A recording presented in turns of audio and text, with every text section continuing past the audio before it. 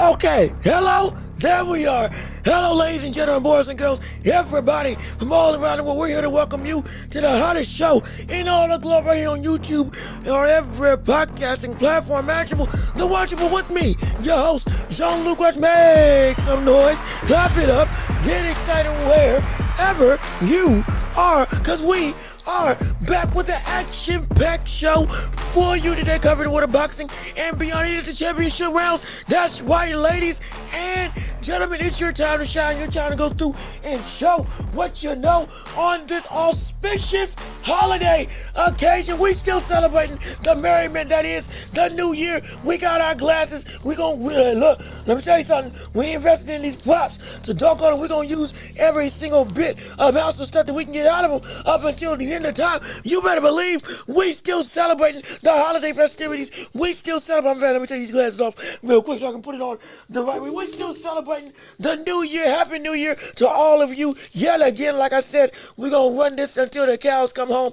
We're gonna run this spot down until these things absolutely break. We appreciate all of you tuning in and listening to the show. If you haven't already, please be sure to go and subscribe to the channel. Yes, indeed. Come on, be a part of the empire. Join the hottest show in all the globe. Also, be sure to go and hit the notification bell so you know whenever we post right here on YouTube and on every podcasting platform imaginable. Also, leave a like on the video. It helps to show the algorithm we got motion, we got pull, we got an audience that wants to have some more, and we got more people that we want to see what we got going on. So it helps us and this channel immensely if you will leave a like on the video.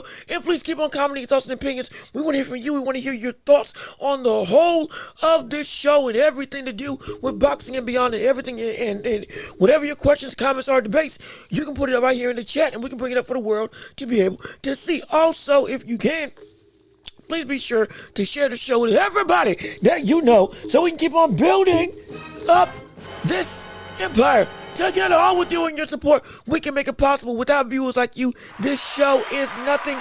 You make this show oh so great, oh so grand, oh so special, and we can't do nothing without you all. So please keep on supporting the channel, keep on telling everybody where to go and how to listen, and tell people about this show.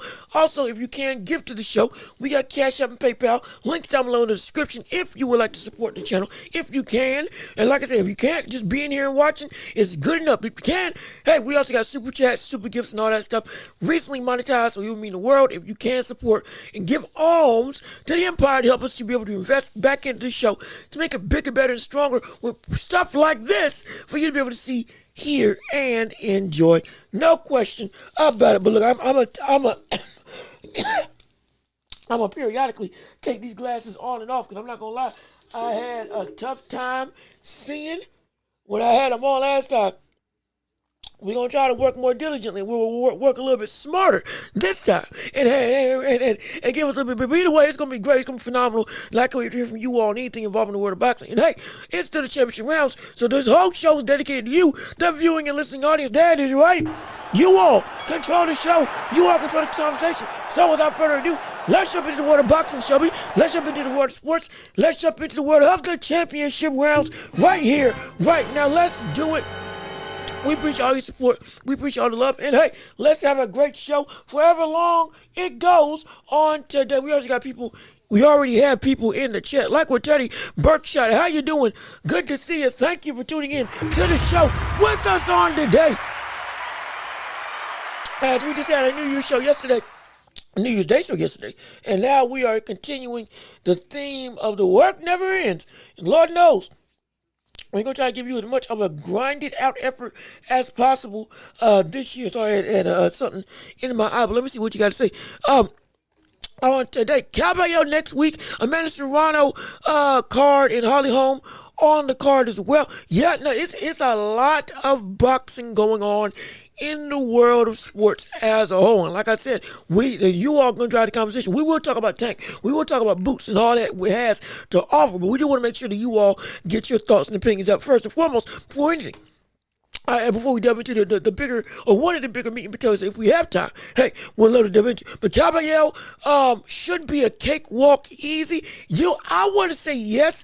as well. Like I said, I'm expecting him to be one of the biggest assets in the heavyweight division that contends with the 5-year war leaders, the Usyks and all the other greats of this current day that are at the top in reign. He is not just in that conversation. He is a monstrous, stamina-driven body snatcher that everybody in this division better be afraid of. They better be concerned. So this cat, he's the real deal. He's the real deal. Don't let anybody fool you. He is the real deal when it comes to being a real threat, a tangible threat for this heavyweight division, no question about it. And also, Amanda Serrano tomorrow. Yes, Amanda Serrano is fighting on tomorrow, on Saturday, in a, crazy enough, a huge, I mean a huge card from the standpoint of quality. It ain't bad at all. Like I said, I despise Jake Paul with everything in me, but MVP Promotions has been putting out some pretty good undercards and standalone cards without Jake Paul there. Even with Jake Paul there being, the guy that makes everything go, for better or for worse. Outside of his specific fights, all the other fights, they pretty good. Not gonna lie, he's the under radar boogeyman for that division. How do we say this? What's a good way to say for Caballero? Caballero is a fighter who, he's a boogeyman, but only up to a certain threshold. The real biggest boogeyman right now in this division is Moses Italma, in my estimation, who's also one of the biggest prospects in this division at heavyweight. He is. And Caballero is an underrated boogeyman, but I think threat is more apropos than boogeyman. Boogeyman, people don't want to fight him. Not saying that not saying that there aren't some people that don't want to fight Caballero. Yes, that is true. A bigger portion of the division has talked about on Front Street and vehemently put down the idea that they are going to have anything to do with the likes of Caballero coming up in this division as a real heavyweight contender. They have already, Tyson Fury himself already said, yeah, I ain't messing with that. I'm not messing with it at all. Other heavyweights are trying to avoid a Talma as a legit option with the way they move through the divisions. It's unbelievable. Everybody can't be a boogeyman, because there is a certain connotation for a certain level of not just dominance, but respect and perceived threat throughout the division. While Caballero may not be my main boogeyman, he's somebody that people, they are looking with a heavy side eye that this brother's on my heels, and if I'm not careful, he can take my spot quicker than a hurt and give me a tough time. The one of the toughest fights of my life. He can. Yes, he can. Oh, yes, he can. Yes, he can. And anybody that's going against him, oh boy, they're going to be bring your lunch bill. You're going to be working, no question about it. Moses is promoted and noted. Yeah, but I think Moses is promoted, absolutely. But I also believe that there is and you know what? I might be proven right. I might get proven wrong as time goes on. But I'll say this as a barometer. I'll put them both as boogeymen for now at heavyweight. Sure, no problem there. Both of them are huge threats for the division. But what's going to differentiate the real main boogeyman, the one that sets apart from all, like Benavidez was a boogeyman at super middleweight. It was the truth. Nobody wanted to touch that brother because he was he wanted to fight everybody, and people didn't want to fight him. Terrence Crawford was the boogeyman at 147. There was only one. Even with Deshaun Porters, Amir Khans, Kell Brooks, Errol Spence Jr., all of that stuff, Errol Spence might be seen as the best fighter out there. But in terms of avoidance, Crawford was the boogeyman. Straight up. People did not want to mess with that brother in the slightest. It's why his career went the way that it went. I'll put Caballero and Moses as both boogeymen. But for me, that is a connotation that can only be applied to one person. Only one person. There can be multiple threats, but only one person can have that title of the boogeyman of the division. Give it till the end of the year. depending on how we see boxers move in light of Moses' and Caballero's surge upward as their career continues to develop, we're going to see who really stands alone as the most feared person in that division. We're going to find out. I think at least that's my barometer anyway for it. Nobody wants to fight him. Trust me, Love Award, high risk. People will fight Moses because his name is becoming huge. Okay, that's a good argument. But I mean, now granted, that's a very good way to put it. That is a very good way to put it. Don't get me wrong. I also feel that you can still be a boogeyman even if you are a highly touted name in the division, because of the fact that people they want nothing to do with you. Even if it's a situation where, okay, yeah, even if it's worth the time, hey, I don't want to mess with that. I don't want that type of monstrosity. I don't want to have to go through. If anybody else outside of Usyk was a champion, we might make some people like skirting around some fights if possible, taking some other situations. I dare I say even going through and making negotiations difficult so they don't have to fight them. Dare I say dropping belts. If it was anybody else but Usyk holding the belts at this point in time, like Tyson Fury. But you're right though. Low risk type of award. People don't want to fight him because they know they're going to lose and they won't get the payday worth the loss. And this man can, with a win, usurp all of their momentum. I'm not going to fight you. I understand. Like I said, my definition is just a little bit different. But it's applicable. That's the best way that you put it down. Especially way that you put it. Yeah, no, it is applicable. Now it's a threat. Definitely Moses is a huge threat. But Caballero has become that. That's why he's fighting nobody. Okay. You know what? I'll give it to you. No, what you there? No, I'll give it to you. Caballero is boogeyman.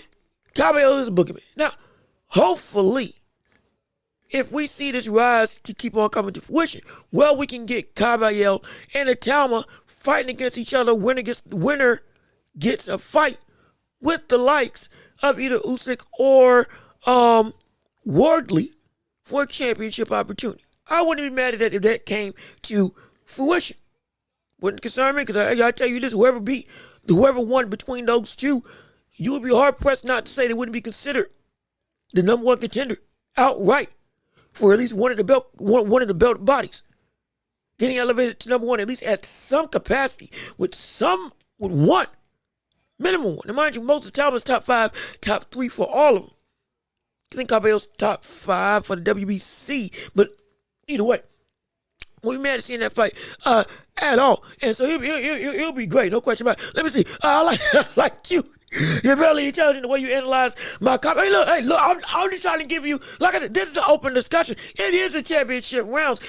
You go, like, what we want this discourse. We want the debate. We want to have some conversation. I'm learning something new, and different perspectives open up a door to a new way to think about and approach a topic that, while it may be on surface level a one-sided type of affair of this is just what it is, bing, bang, boom, no real delving into it. There's always a deeper level you can delve into, because there are, again, outlying circumstances, caveats, fighters, and situations that dictate a new connotation for what a fighter can be considered. And that's where Caballero is right now. Let's be perfectly honest right now. He's almost in that waiting ring of between boogeyman to legitimate, big time, just outright threat. He's in those same kind of in that purgatory, that limbo, that space between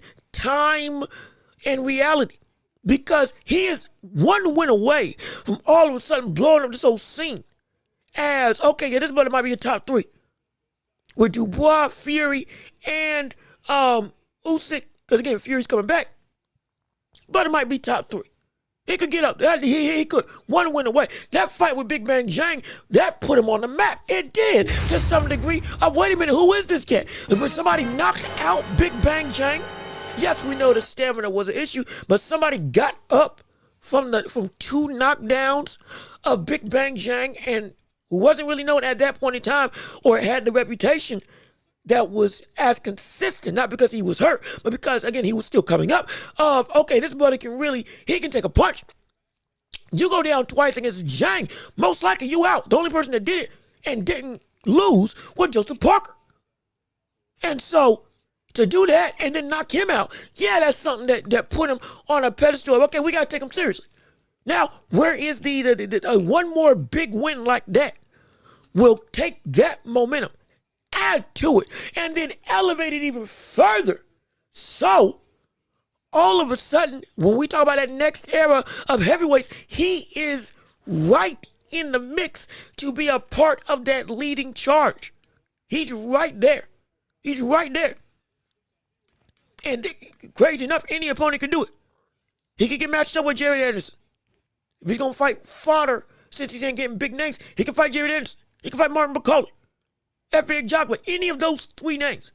Frank Sanchez, any of those four names that aren't at the top of the top, but still got enough weight that it would move the needle along. You best believe that if that happened, boy, Caballo's going to be in a world of elite stratosphere where now that boogeyman title goes out the window, and now, okay, this buddy's just straight up one of the four best heavyweights in the world that is a real threat for the titles between Usyk, Atalma, Dubois, and Caballo. It's the truth. It'll be great. It will be phenomenal. Absolutely. No question about it. No, I love to see it. But he's in that limbo. He is in that limbo right now of he can quickly break out of that boogeyman persona of being avoided to now one win puts him in a, especially with how Riyadh season's pushing these fighters, he shows that he's worth the time in salt.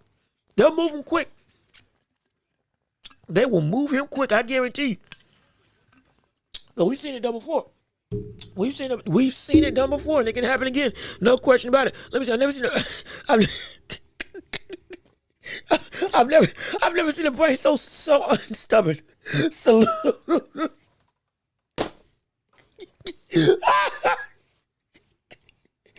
Well, look, I take that as a compliment. I can't be hard-headed, but like I said, I'm all down for learning and evolving in my opinions and thoughts. No question about it. And like I said, green or disagree, this is part of the fun. No question, and I love it. Absolutely. I'm trying to make sure I can catch everybody else in the channel. Let me see oh gosh. See, you're too kind. You know what? No, these types of chats, you're too kind. I am not. I'm just a man. I'm just here trying to make a living, make a career, and just trying to have some fun.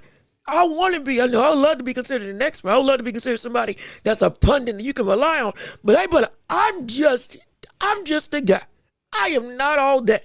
I am humble as can be. Because I know there's people that know way more than me. People that got more experience than me. Mind you, I'm still learning.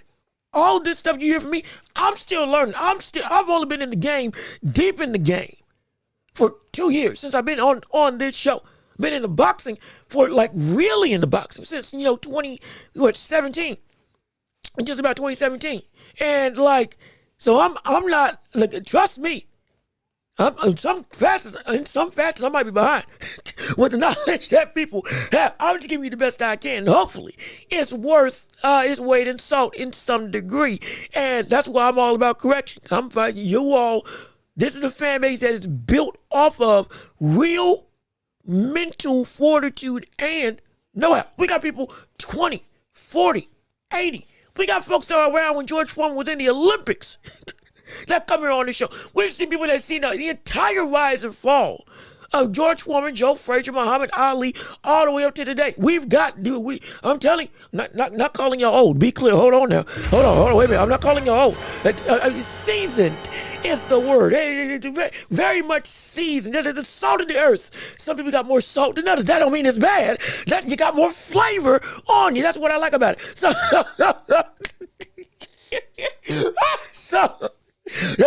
Don't get don't take it into disrespect, please. It's that experience that is what makes this community so great, because we can have discussions where y'all have seen stuff Y'all have known stuff. Y'all seen patterns. Y'all are smart. Y'all know what you want. You know what's good and what's bad. That's why it's so fun.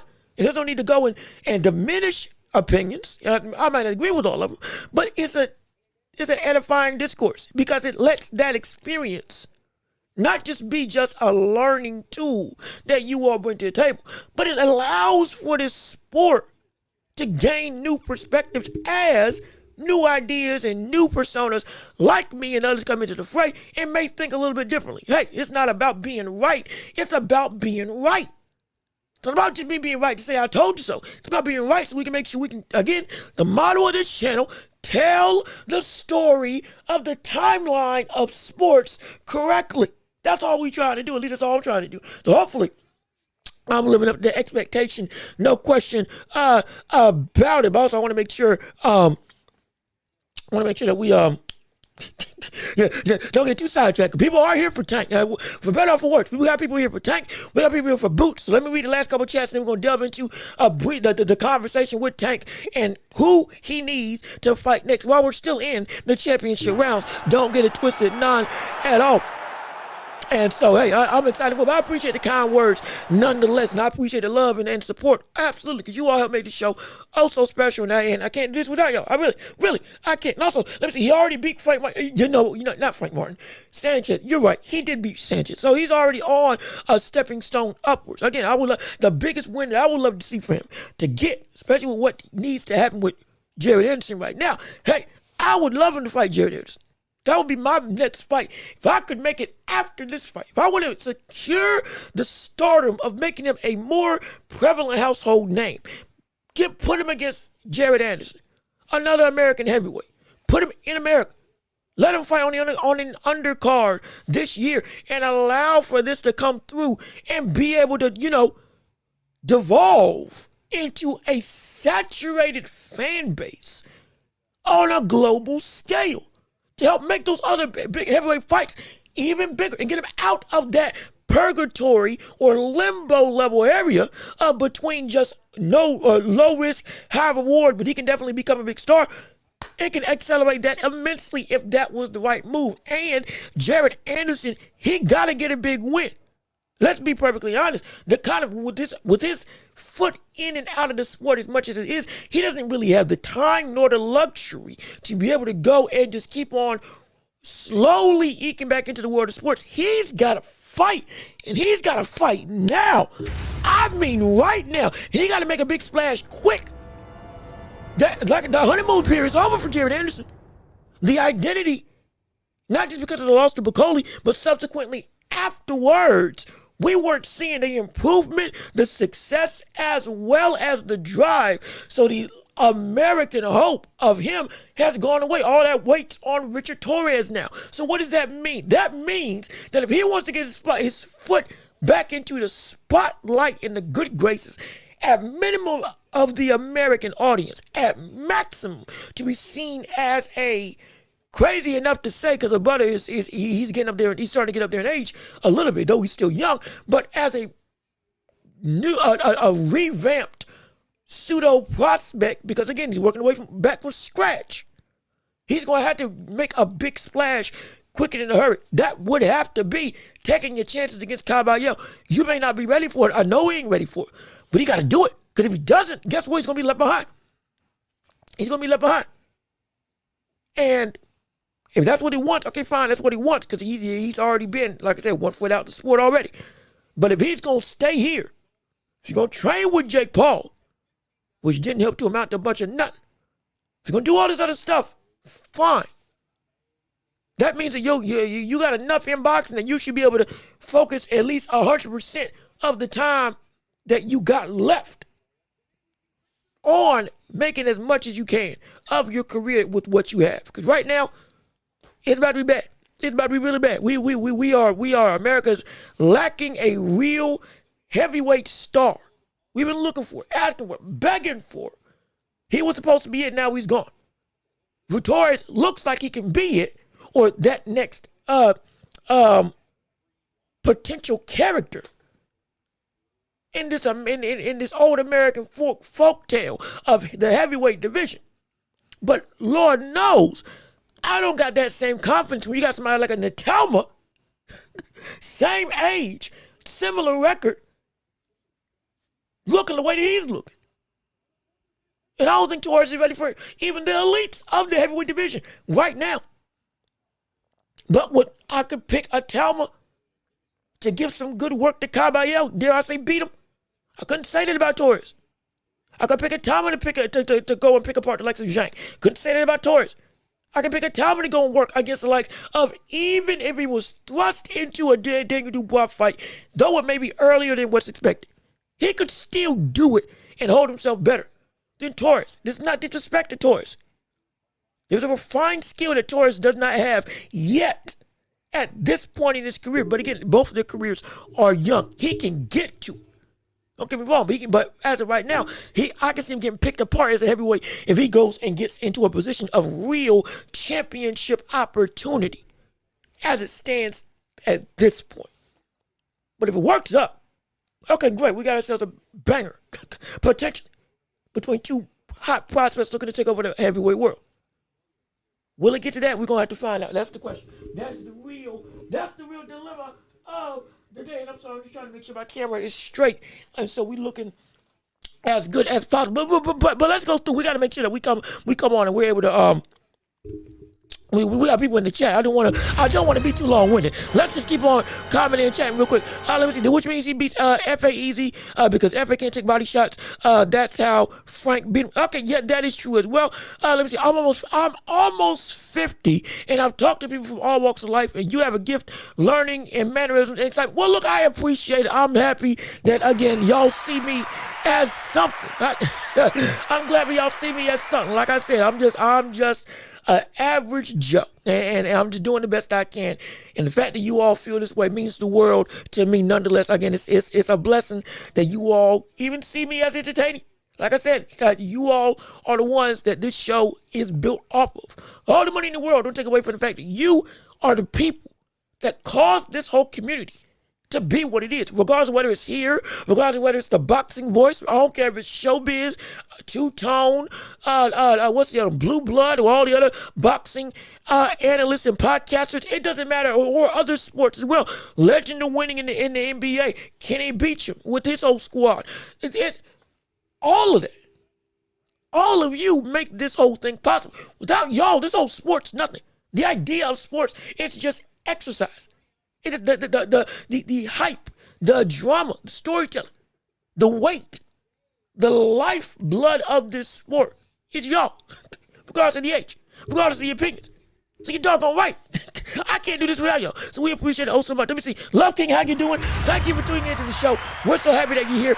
You and Max talking boxing better than anyone. There's no question. You know what you're talking about. But no Shakur Stevenson, no Tank, no Boots on your pound. Whoa, wait. Hold on, wait a minute. Wait a minute, hold on. Now, wait a minute now.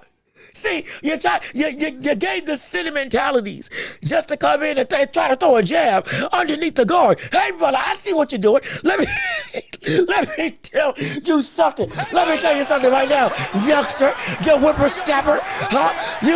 You're not about to get one. You're not about to pull the wool over my eyes, okay?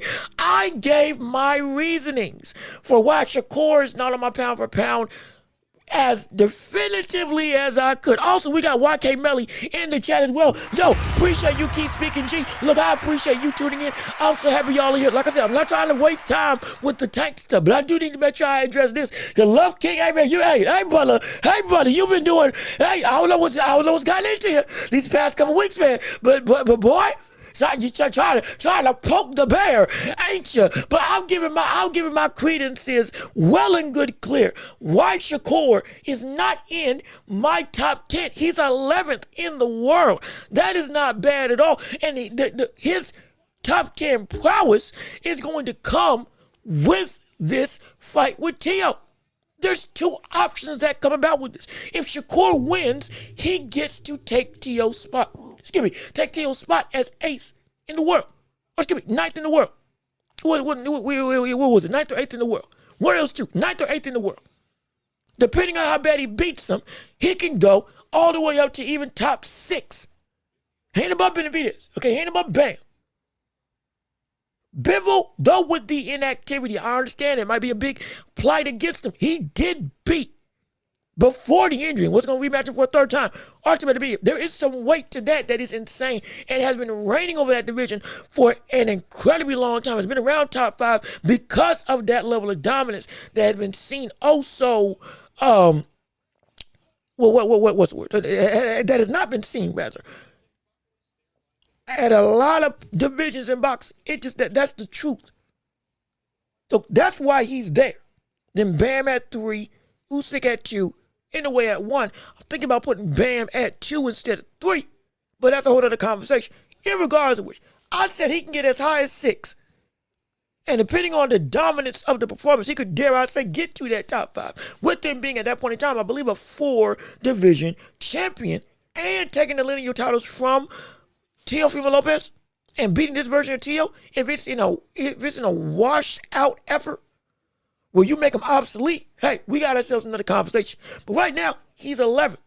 That's not bad. It's just there's been people that have done more work. Or even if they lost, like with Canelo, their body of work is so deep and it's so exaggerating in its legacy and absurdity that's why they've been there. We've been having Canelo slipping even without facing Benavidez, even before the likes of the Crawford loss, but it was because of the fact that he was winning and was still reigning as there's nobody else that can touch this cat at 168. The gap is so far. And the accolades are so astounding. And the names are worthwhile. That's why. But with Shakur, he wins. Yeah, he's in the top 10. He wins, he's in top 10. No issue there. And then, of course, the Tank doesn't deserve to be there. Boots doesn't deserve to be there. No question about it. And in fact, that actually brings us to the perfect question of with Tank Davis. Hey, we're talking about pound for pound. Tank, why isn't he on there? Oh my, fits and giggles about it. Everybody's up in arms. Why in the world is it that he's not there? What in the world is it that's going to put him there? Well, let's answer that question right now. Who should Tank fight as his first fight back? As we're going to start off the new year, like I said, he said he's coming back. He said he's returning. He's done that 2026 idea of him retiring. He seems to be on the back burner, actually. He's actually going to compete. Okay, fine. If you want him on pound for pound, perfectly okay. And I see you, Love King, laughing in the comment section. Hey, buddy, you trying to get me hot. You trying to get me upset and frustrated. Well, look, we're trying to bring in the new year the right way. You trying to get me all up in arms. I ain't having that. Doggone it. But even still, ain't gonna just jokes. Please. We're just having fun. It's just jokes. I want you. We try. So this whole environment's like a barbershop, just about. Come in and say what you got to say, no matter how crazy. We'll see we'll let the public decide how to respond. But oh man, but what was? Oh yeah, I remember now. With Tank, rather. All these names swirling around. We've heard O'Shaquie Foster. We've heard Isak Cruz. We've heard the rematch with Lamamos. We've heard 140 even moving up if he so chooses to fight one of the bigger names. Hypothetically. Oh gosh, if that does happen, it would be great. But the reality situation is, if we want Tank to get to this level of top 10 pound for pound, there needs to be an opponent that is of a top 10 caliber. It's got to be. And this is, it may sound harsh, but it's not. If you want Tank to get there, and if Tank himself wants to be seen back in that level of reality, we cannot have the same standards that we had post all of this drama and post Lamont Roach. We can't. Not at all. We can't. There's got to be a consistent stand. And this is a good point for you all. What level of competition does Tank have to fight against now? And what is the line of demarcation that is inexcusable that he cannot fight below? Not just in weight class, but in name, talent level. Because we've been letting him get away with a lot of stuff over the past couple years, which is wrong. We gotta have we starting off this new year with a standard that's being given. What is the lowest bar that Tank can fight at for a name opposition? That if he goes lower than that, there is going to be a problem. That's what I would love to ask the public. I want to see what you all got to say on that, because that's gonna tell the story of from then on. Once we have that standard, then what is the road to potentially going after the bigger names, undisputed titles, legitimate championships won in the ring, and a consistency of quality that we haven't seen in the past with Tank Davis, that everybody, myself included, despised about him. Like I said, you can't have a fool's gold. A fool's gold throne that looks like it still shines, but when it's actually tested, it shatters apart, or rusts away, or crumbles in your hands, because there's no foundation, there's no substance, there's no adequate sustaining power without the work, which has been one of my biggest issues with Tank. But before I give my opinions, I want to hear from you all. What is the lowest level competition for where we know Tank is as a fighter that he can fight against? So we know what names are viable and what names should not be not just discussed, but should not be tolerated if he goes and fights them. I want to hear from you all, because that's a question that is incredibly important. Absolutely. Let me see. What do you think about Jazzy Dickens versus Anton? I think it's is it Kakasi? I think it's Anton Kakasi. I'm saying the name wrong. I apologize. I haven't given as much thought to that fight. I'm not gonna lie. I haven't given as much thought to that fight. Now, granted, it's because of the fact that I've been more focused on, looking to make some content, studying film for this October 31st affair, and all the fights coming down with January. So March has been a little bit, or at least that fight in March has been a little bit out of my radar for now. I'll delve into that later on as that draws a little bit closer. But I gotta set a limit on some of these things, or else I'm gonna get too overwhelmed. That fight we'll be talking about later on. But as of right now, it's not really in my immediate point of view. As with how stacked January is, I've been kind of just overwhelmed with a whole bunch of stuff. Let me see. What do you think that Inoue said he'll be better in his next fight? I think that'll be true. I do believe he'll be better. He's gonna have to be better. His next fight is Nakatani. This is the thing he's been waiting for. So you talk on right. He's going to be better, and he was already great against Picasso. He just wanted the knockout, which for him, it's knockout or bust. If I can't get that done, it's a bad performance. That was not a bad performance. It was a masterclass. It was. Against a really good opponent. So the fact he's hard on himself like that for this type of fight, boy, Nakatani better watch out, because he's going to be insane. Tank should fight the winner of Shakur Stevenson versus Lopez. Now, that would make perfect sense.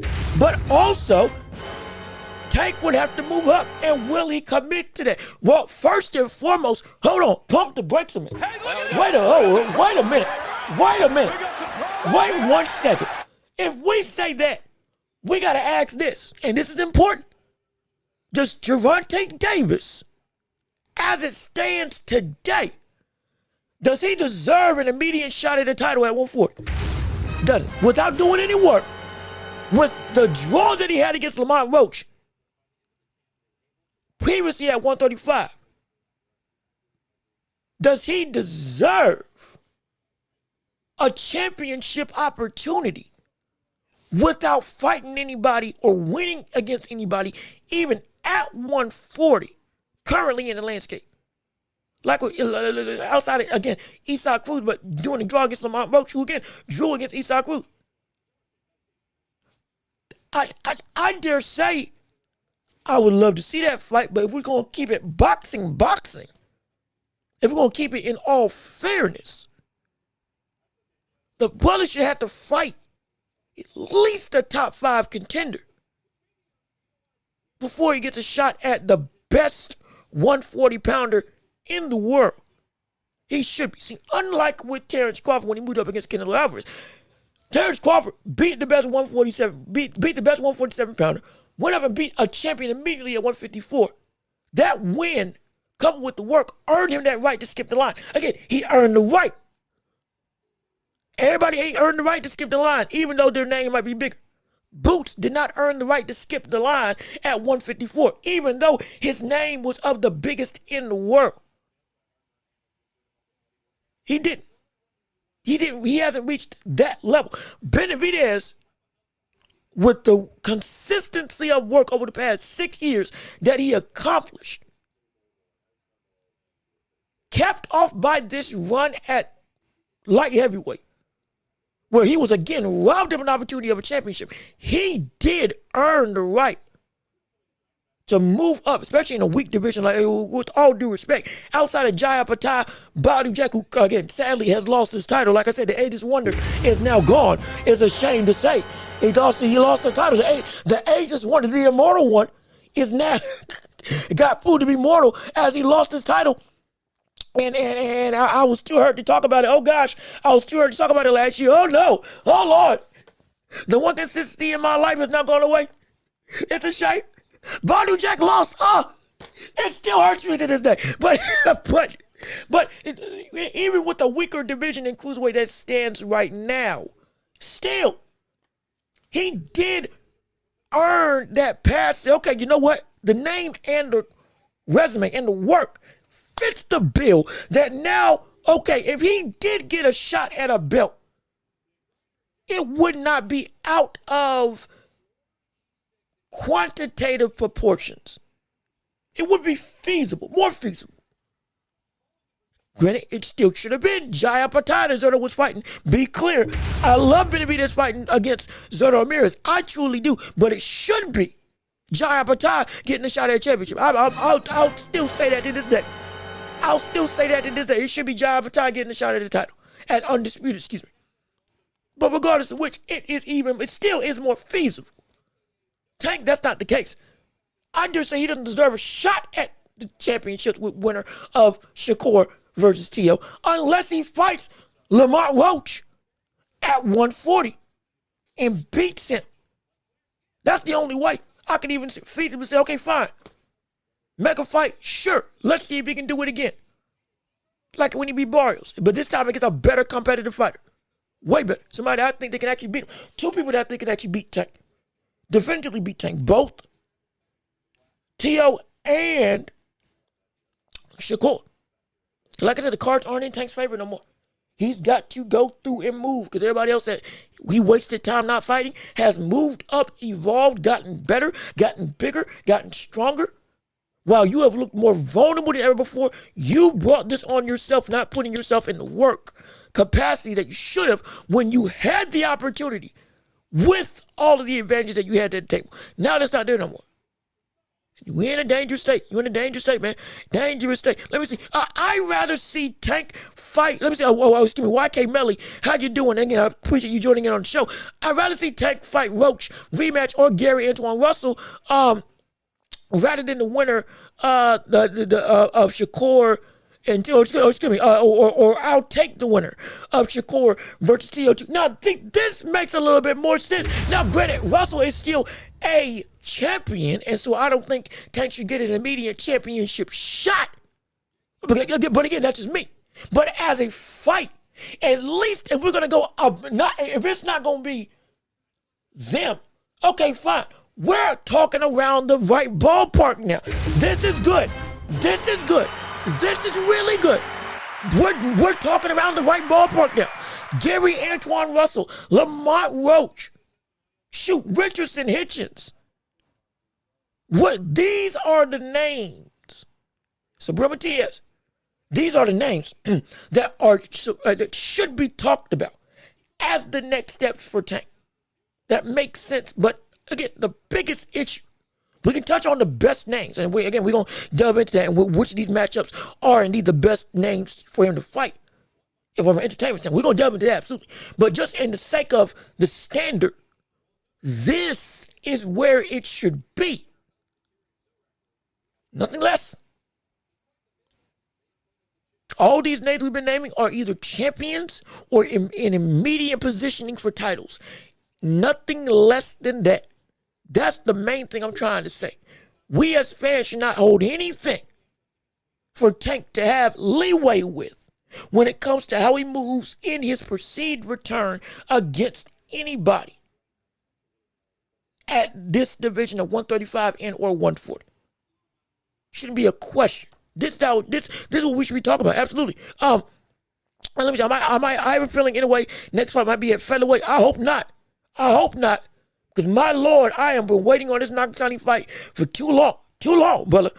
And I don't want it ripped away. They both won. So even if you want to say it might be lopsided, I don't care. I don't want an excuse. No question about it. Let me see. I want the truth. How you doing? Good to see you. Thank you for tuning into the show. With us on today, Tank versus Schofield. That's a great fight. That's a great fight. I want to see that. I want to see that fight, especially with how Schofield's been talking, how his dad's been talking. Though, again, the Tevin Farmer win is the best win that they've had, it would be feasible.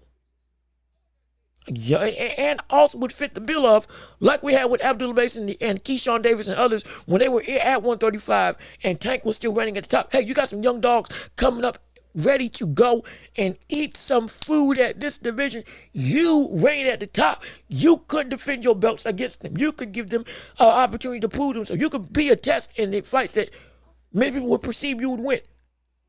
But you could do that work. Now, though we don't know, though the consistency of Schofield due to injuries and or illnesses has come into question over the past couple years.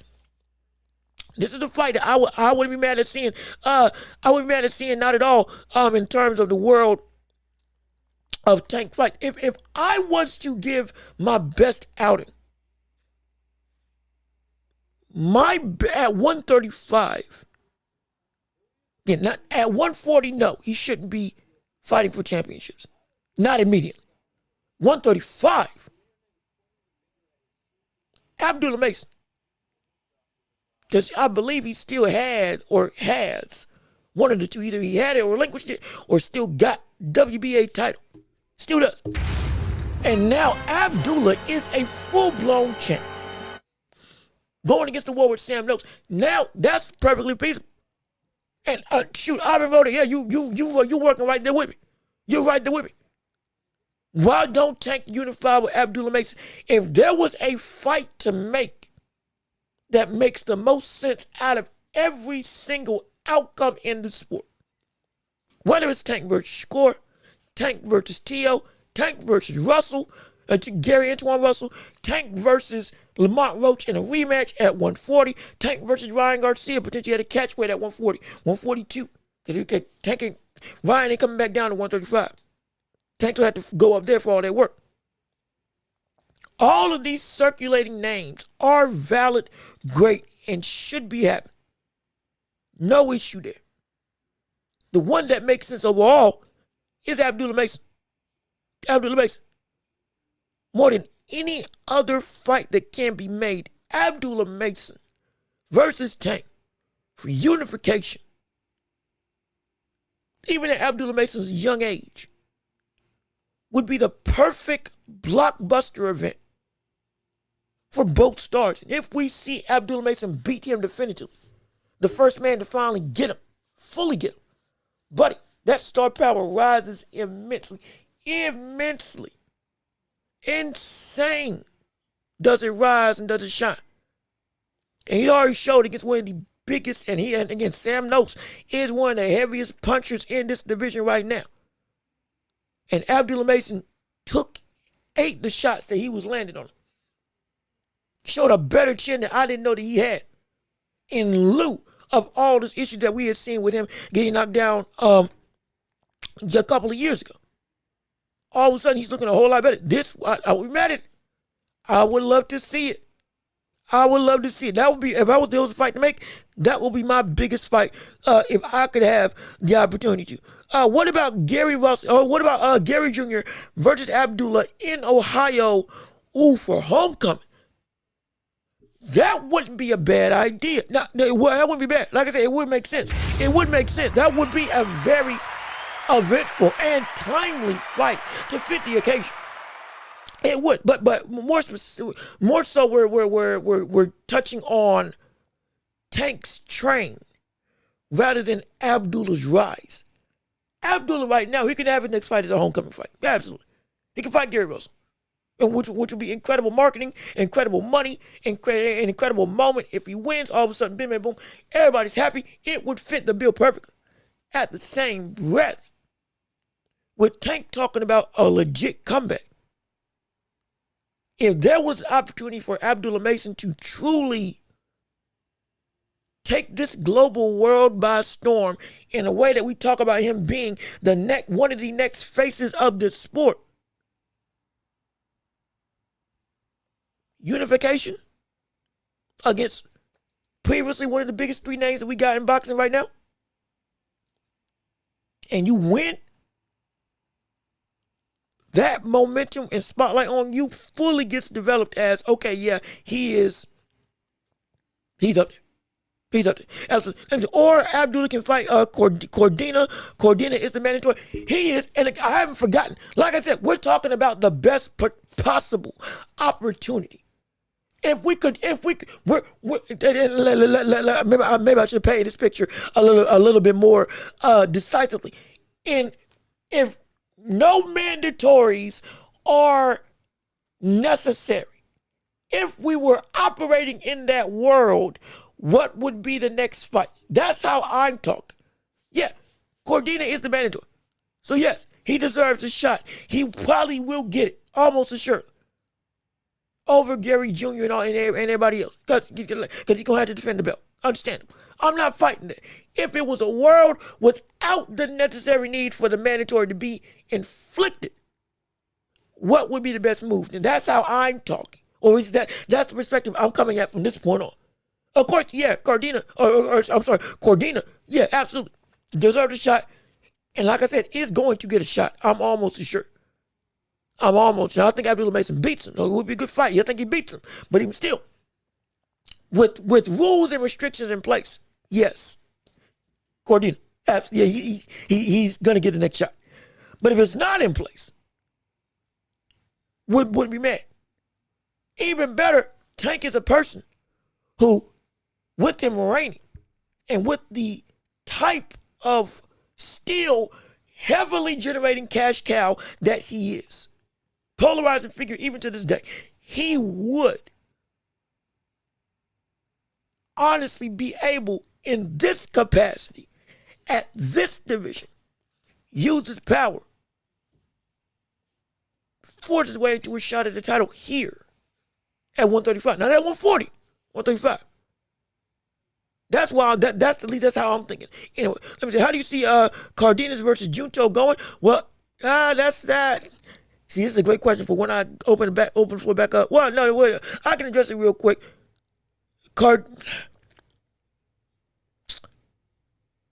Cardenas doesn't fight at the same rapid pace as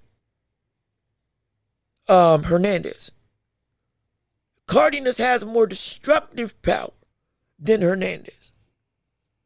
Yuta Nakatani got fatigued and got worn down, but took the punishment well against Hernandez and fought through it. Now, Nakatani versus Cardenas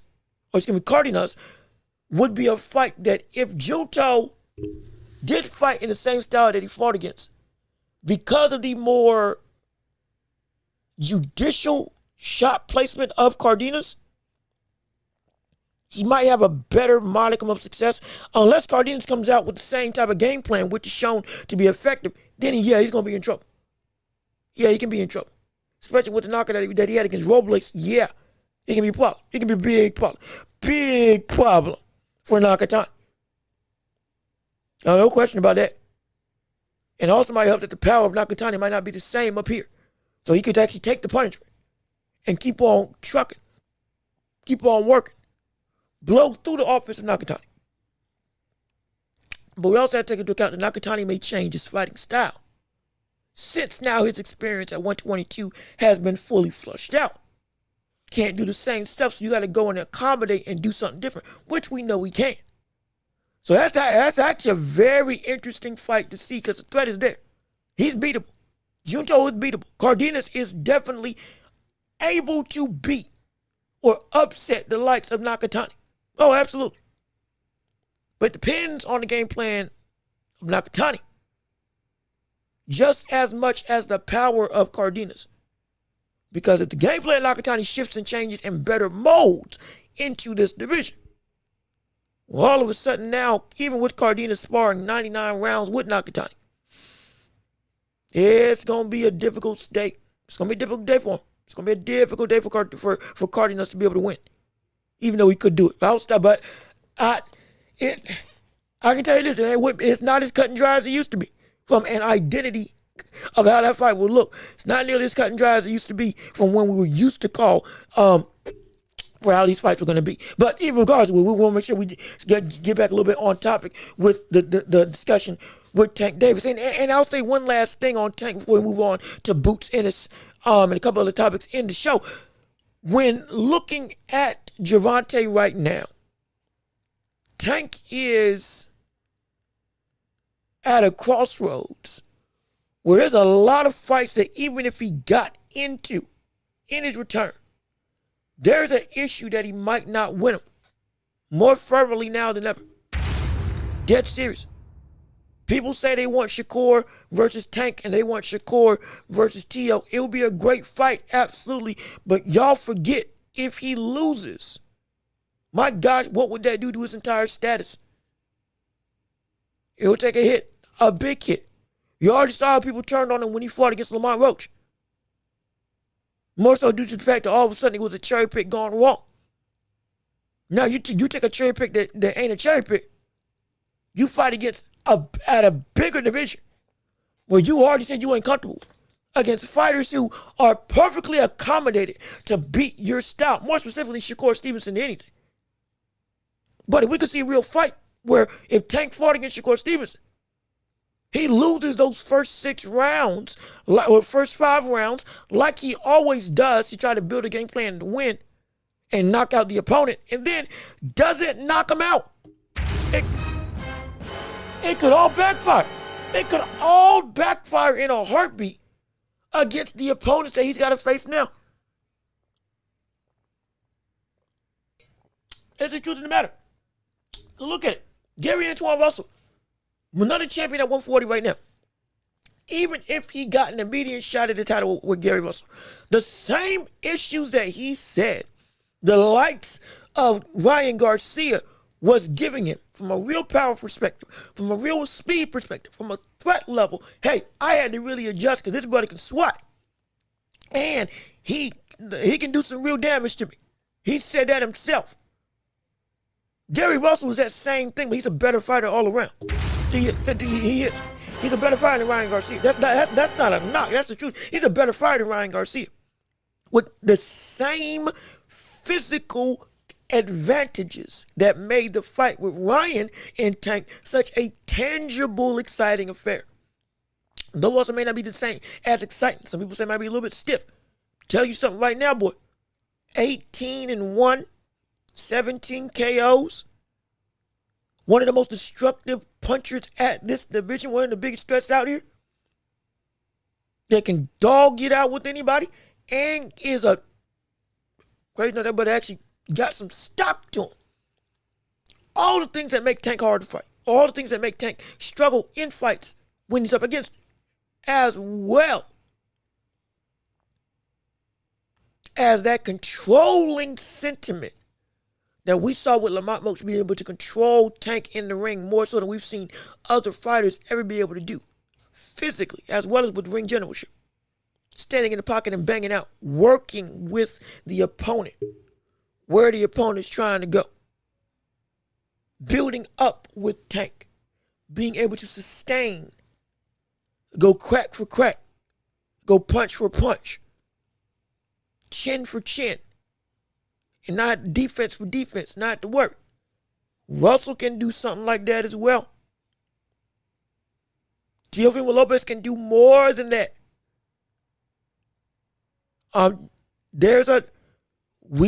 When I was saying that Tank might have waited too long in the past, this is why. We have now seen everybody from 135 that moved up to 140. They have gone and retooled and turned into some of the best versions of themselves that we've ever seen. And the people that were already at 140 have started to reach their peak as fighters, which is why I was saying this division was one of the most exciting coming up, along with, though it was again top heavy. It is that top heavy type of talent, buddy. It's violent. It's violent. It's volatile. It's loud, proud, brash. Combination of technical efficiency, length, and strength, outright bludgeoning power, stamina for days, reckless effort, chins that you can take punches whenever need be. Everything at 140 wasn't at the same standard at 135 because people hadn't evolved to that degree at 135 yet. But now everybody's grown. The main strength, as it's called, the physical evolution of a fighter, has naturally taken its course for most of these guys at 140 and beyond now. Tank's got to deal with that, and their styles, coupled also with their newfound body, may just be too much for Tank to be able to actually beat. As crazy as it may sound, the skills of Tank work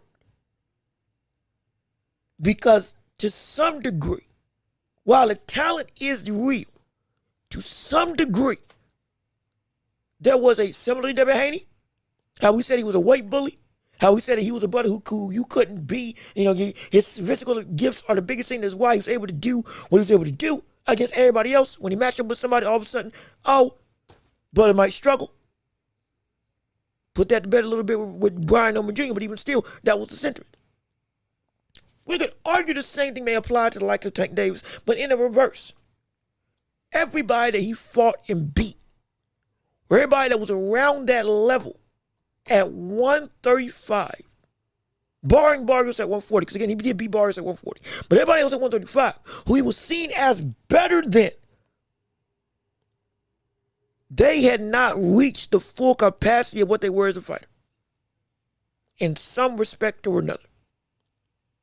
And now they have, or are as close to it as we've seen at 140 and beyond. And quickly we're seeing the people under him, like Abdullah Mason, Floyd Schofield, Keyshawn Davis at 140 as well. Still wants that smoke with Tank. Don't get it twisted.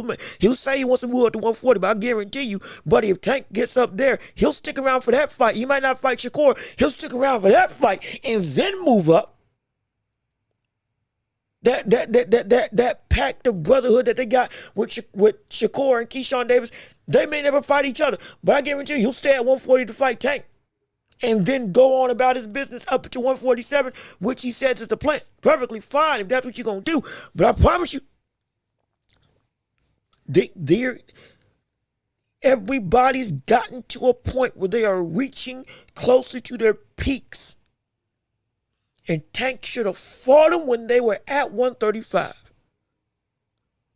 There's a lot of people now I'm starting to doubt he can beat at 140. There's a lot of people now I'm starting to doubt he can beat. Specifically at the cream of the crop, the tip of the top in Shakur and Teofimo Lopez. Trickling down, I think he struggles against Gary and Antoine Russell. He can beat him, but he's going to struggle. Keyshawn Davis is going to be a nightmare for him to deal with. There is a litany of stress and danger. And of course, Lamont Roach is still there. Isaac Cruz is still there. Both of them gave him the fights of his life. We're not dealing with a brother who is just going to run through the table anymore. Nor does he have the luxury just to go on that facade anymore. He's got to run through the work, the real work, to get him to where he needs to be. And don't be surprised if he struggles. Don't be surprised if he struggles at all. Not because he's bad, but because he waited too long. And everybody's got too good. Let me see, I can't tell you who Tank can fight. Oh, excuse me, I can tell you who Tank can fight. Welch and Cruz. He'll most likely only rematch one of them. He will most likely only rematch one of them. Not both. He won't rematch both. I guarantee he's still here for a good time, not a long time. Even though he is seemingly walked back, he's going to retire from last year. Perfectly fine. He's here for a good time, not a long time. Even with the newfound zeal of, okay, I want to come back and I want to make a difference. We had a bunch of stuff with the Jake Paul situation. I didn't want to take this fight, quote unquote, Tank's words, but we did. The money was too much. I had to go and do it. Okay, fine. Now the Jake Paul fight fell apart. Stuff was going on the outside of boxing that was messing me up. Now I'm back. I'm focused. I'm driven. I'm hungry. Everything else is according to what I need to be as a fighter to be my best. Perfectly fine. If that's how you feel. But what you feel and what you do, they haven't matched up over the past 5 years of boxing. More specifically, over the past 2.5. Let me not stretch it out too far. Over the past 2.5 years, the identity of what Tank is and the work of what Tank has done has not matched up in the slightest. I don't care if you're a fan or not of him. And I want to see him fight. I'm a fan of him because I want to see him be able to be successful. But my gosh, man, there's a real issue here that this cat hasn't been moving like he's supposed to move, and now he's at a point where it's now or never, both for his own body of legacy and of work as a whole. Legacy for where he's going to stand at the end of his career, but work from the standpoint of how long can he work, especially now he's going to be forced to push himself up to these higher divisions. Yeah, it's going to be bad. It's going to be bad. Or potentially it can be bad.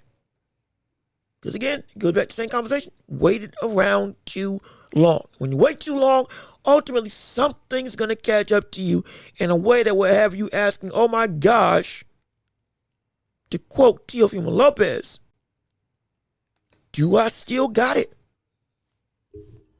Do I still got it? You know, I haven't asked him that question. Do I still got it? I'm telling you, if he ever gets to that point, it can get really, really bad. Let me see. If it should be for a title fight, oh, in terms of what, Welch versus Cruz? Or you talking about any fight for Tank next?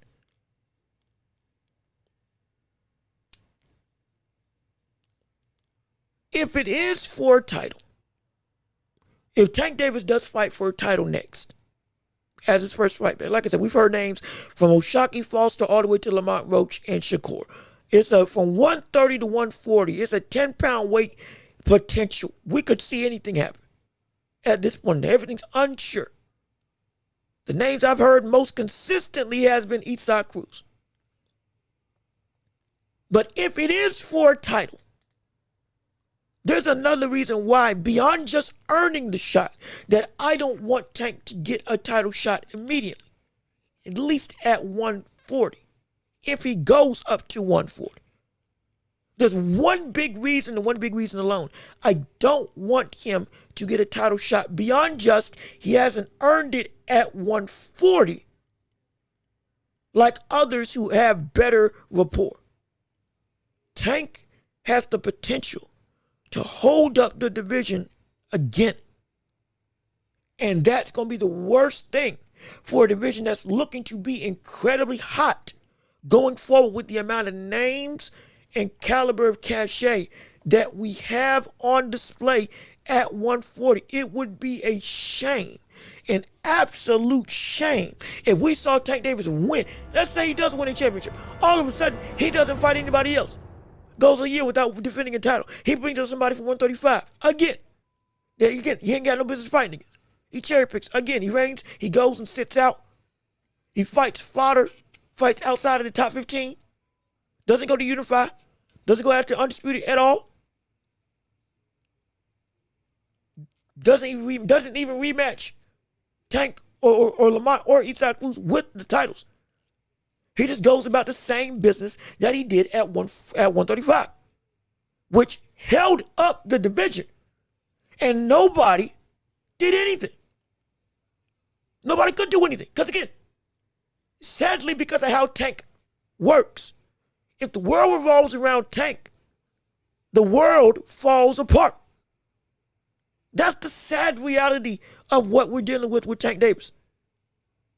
It is something he can change, but that's the fact of what he is. If the world revolves around Tank, the world falls apart. It does. Notice, we've had some of the this year of boxing has been some of the best we've seen from a consistency standpoint of quality, actual quality. Last year, Better Be at Bevo 2, Eubanks, 1 and 2. The father-son grudge match that had a beautiful ending to that rivalry of a story. Dubois versus Usyk. Anyway versus Ahmed Dali. Anyway versus Picasso. Ben Rodriguez versus Kafu. Benavidez going up against David Morrell and Anthony Yard, knocking out Anthony Yard in a dominating display. Canelo versus Crawford. There has been so much. Shakur versus Williams Zepeda. Abdullah Mason versus Sam Noakes. We have a Schofield versus Tevin Farmer. We have experienced so much of good quality fights. So much. Question and Billy versus Martinez. Shiraz versus Berlanga. We've experienced so much shift and change. Most of the time blowing up on the scene. Even Derek Chisora having another, I think, a last ditch, almost third career with these slew of wins, beating Joe Joyce and potentially putting himself in line, crazy enough, to be in contention for a status to get a championship opportunity. If he so chose to keep on fighting and if he keeps on winning beyond that 50th fight that he wants to have. Joshua versus Fury is closer than we've ever experienced before of actually becoming a reality. Joshua versus Dubois. We had so many quality affairs over the course of this entire Brian Over Jr. versus Devin Haney. I can keep going on and on and on and on and on. When Tank was not in the picture, all of a sudden, not just did the boxing world seem brighter, it was producing fruit. When the division was being held up, when 135 was allowed to breathe and move and operate without the moniker of Tank being the only end-all be-all. Just like when people stopped getting on, when Benavidez stopped focusing on Canelo and just did his own thing, all of a sudden he put us in line to fight for the unified Cruiserweight Championship. And has reached pound for pound top 10 status. 6th in my book. This is the problem with Tank that is failed to be seen. His success, because of how he moves, festers an identity of stagnation around him as well as the rest of the boxing world, or at least in the immediate vicinity, unless he chooses to change. If he does win a championship in his next fight, I don't care who it's against, if he gets a shot at a title, that's the crossroads. That's the Jekyll and Hyde of this entire affair. That is the highs and lows, the best and worst scenario. One of the biggest fighters in the world is back. Oh my goodness. Whoop-de-doo. Great day in the morning. He came back. He's back from his hibernation. He has come back to reclaim the throne as the face of boxing. As so many people tried to put a moniker on him for that, he was one of the faces, but he sure enough is not the face. But even still, he is in the mix, and one of the most polarizing figures of the sport has eyes all abounded back on whatever division that he's in and on the sport as a whole. But then subsequently afterwards, what will that breed once he's done with the return? Once it dies down that he's back, once he wins, if he wins, what's going to propagate from that? And will it be nothing again, like it was nothing when he was active in the division of 135, but not fighting the caliber of opponents that were on the same level as him while he was at the top, seen as the best in the world? That top 5 was untouched when Tank was reigning as the biggest name, one of the biggest names in the division. Why? Because he never fought any of them. Made it difficult for anybody to fight him. Moved in the same idea that Canelo moved when he was talking about Benavidez. I can do what I want. And when that type of identity becomes what you are perpetuating to the masses, well, guess what? Eventually, you're going to hold everything in terms of progress stagnant, and people will get sick of it and move on. And when it comes back again, it might not be as beloved as you may have thought you would be. Because all of a sudden, maturity has started to come back into the sport.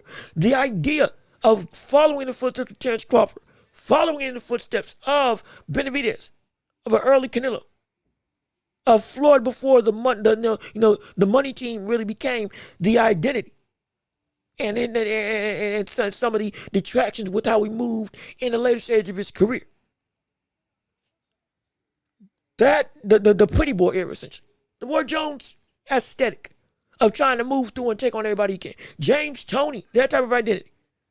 That's starting to become not just the norm, what's desired out of boxers by boxers now. It's getting rewarded. It's getting worthwhile to do again. In a way, becoming a prime example that everybody wants to follow.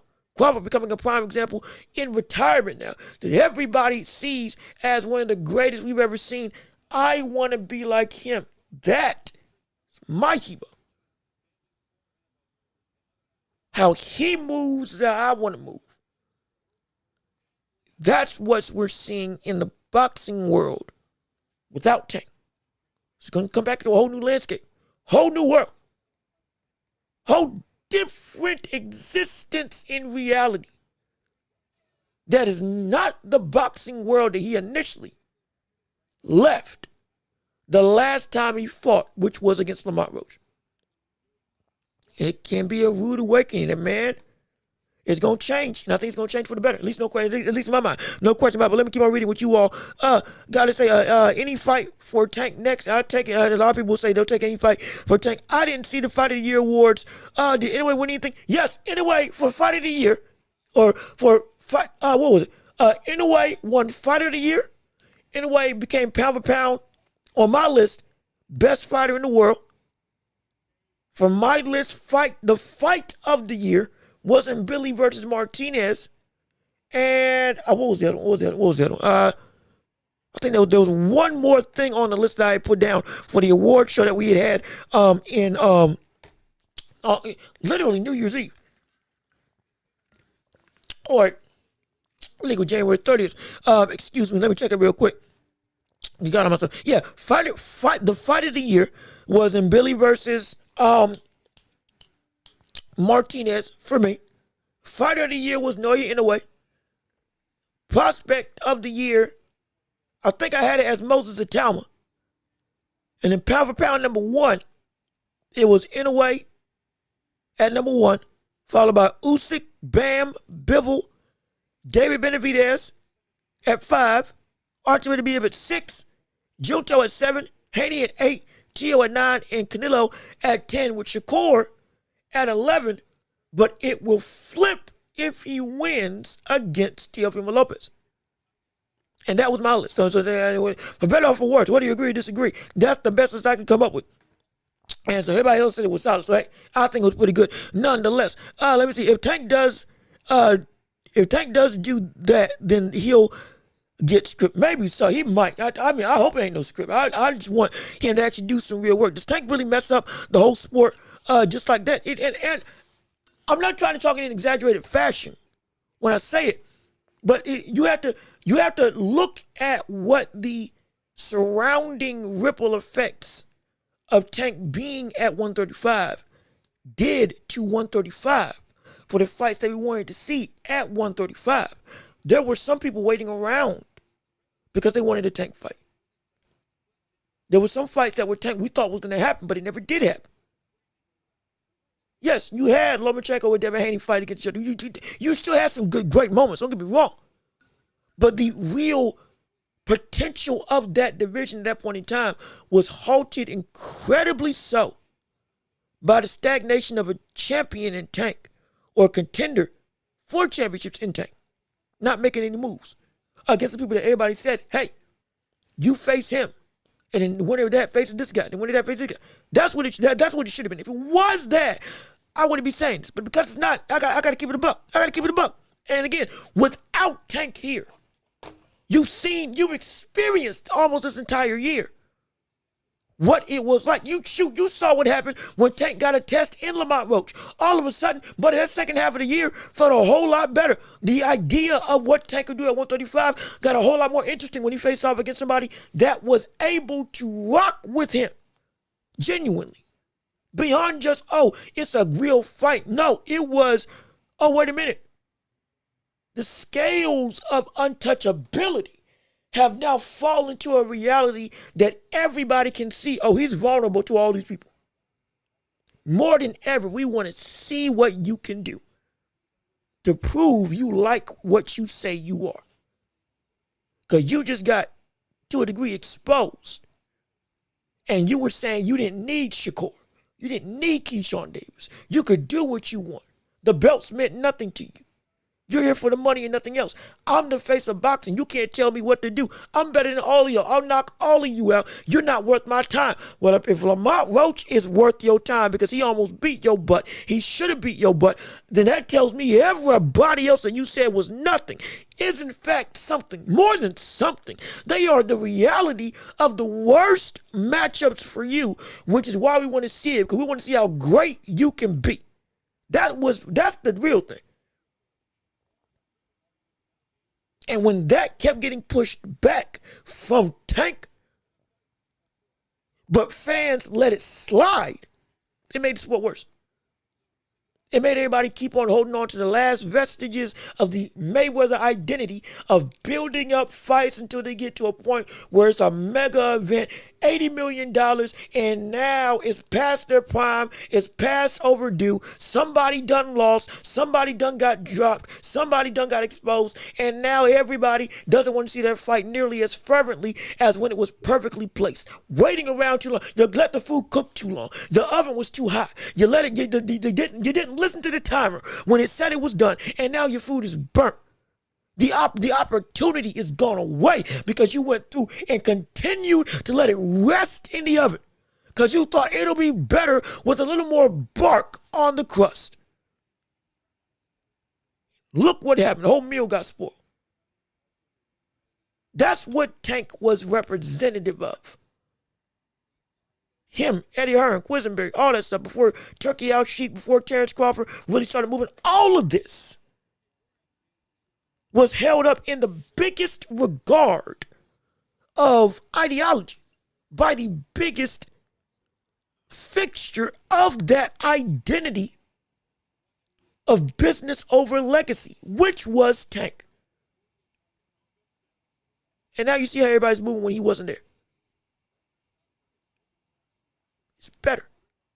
We want Tank to fit this mold because this can be the best version of Tank if he fights in this identity. But if he keeps on trying to fight like that, he's going to lose. I promise you, he's going to lose. I don't want him to lose. I want him to win. I want him to be the best that he can be. This ain't hate. This is frustration on a great fighter that should be a bona fide Hall of Famer to me, but he hasn't gotten there because he hasn't done the work that would have placed him in that same mold. Shouldn't be that Shakur Stevenson got a better resume than you on the whole, with accolades, championship, and a denser quality of names. It shouldn't be that Boots Ennis is almost right on your heels of this man can quickly, within 2 years, eclipse your entire career with the quality that's up in front of him. And you've had ample more marketability, ample more backing by belt commissions, by promoters, and by the business of boxing as a whole to make whatever fight you wanted. And you did make a big fight, Ryan Garcia, absolutely. But after that, nothing. Fitting the bill of where you were at the top of the top and fighting somebody else who was also beyond just the name recognition, because Ryan Garcia was not, well, I said it before, he was not skilled enough to beat Tank. The name was up here, but the talent wasn't where it needed to beat him. Not at all. Not at all. I said that from the jump. You can watch the breakdown I made of that fight 3 years ago, right here on this channel. I said it full stop. But I'm telling you right now, man, it's gonna be bad if he tries to work like he used to work now. Because now, everybody else is thinking differently than him. And that drive that they got is extra gear. That Tank, I don't know if he's got that right now. Because when he needed to pull it out against the likes of Lamont Roach, he couldn't pull the trigger. When it was time to dig and go deep and try to work and solidify a win, make that game plan go. Adapt when something wasn't working. And you had to make a decision. All right, now, how are we going to make this happen? Instead of trying to gut it out, he went and started talking, saying they're not going to give it to you. The business is not going to give it to you. Well, guess what? The business is changed. And that was your last free ride. It was your last free ride. And you about to be in the thick of it, man. I'm telling you, you about to be in the thick of it. No question about it. But let me keep on reading what you all I got to say. This might be, in a way, second time winning fighter. Oh, yeah. I think last year it was Usyk that won fighter of the year, at least on my list. The Ring gave it, I think, to Terrence Crawford. For me, I gave it to Usyk.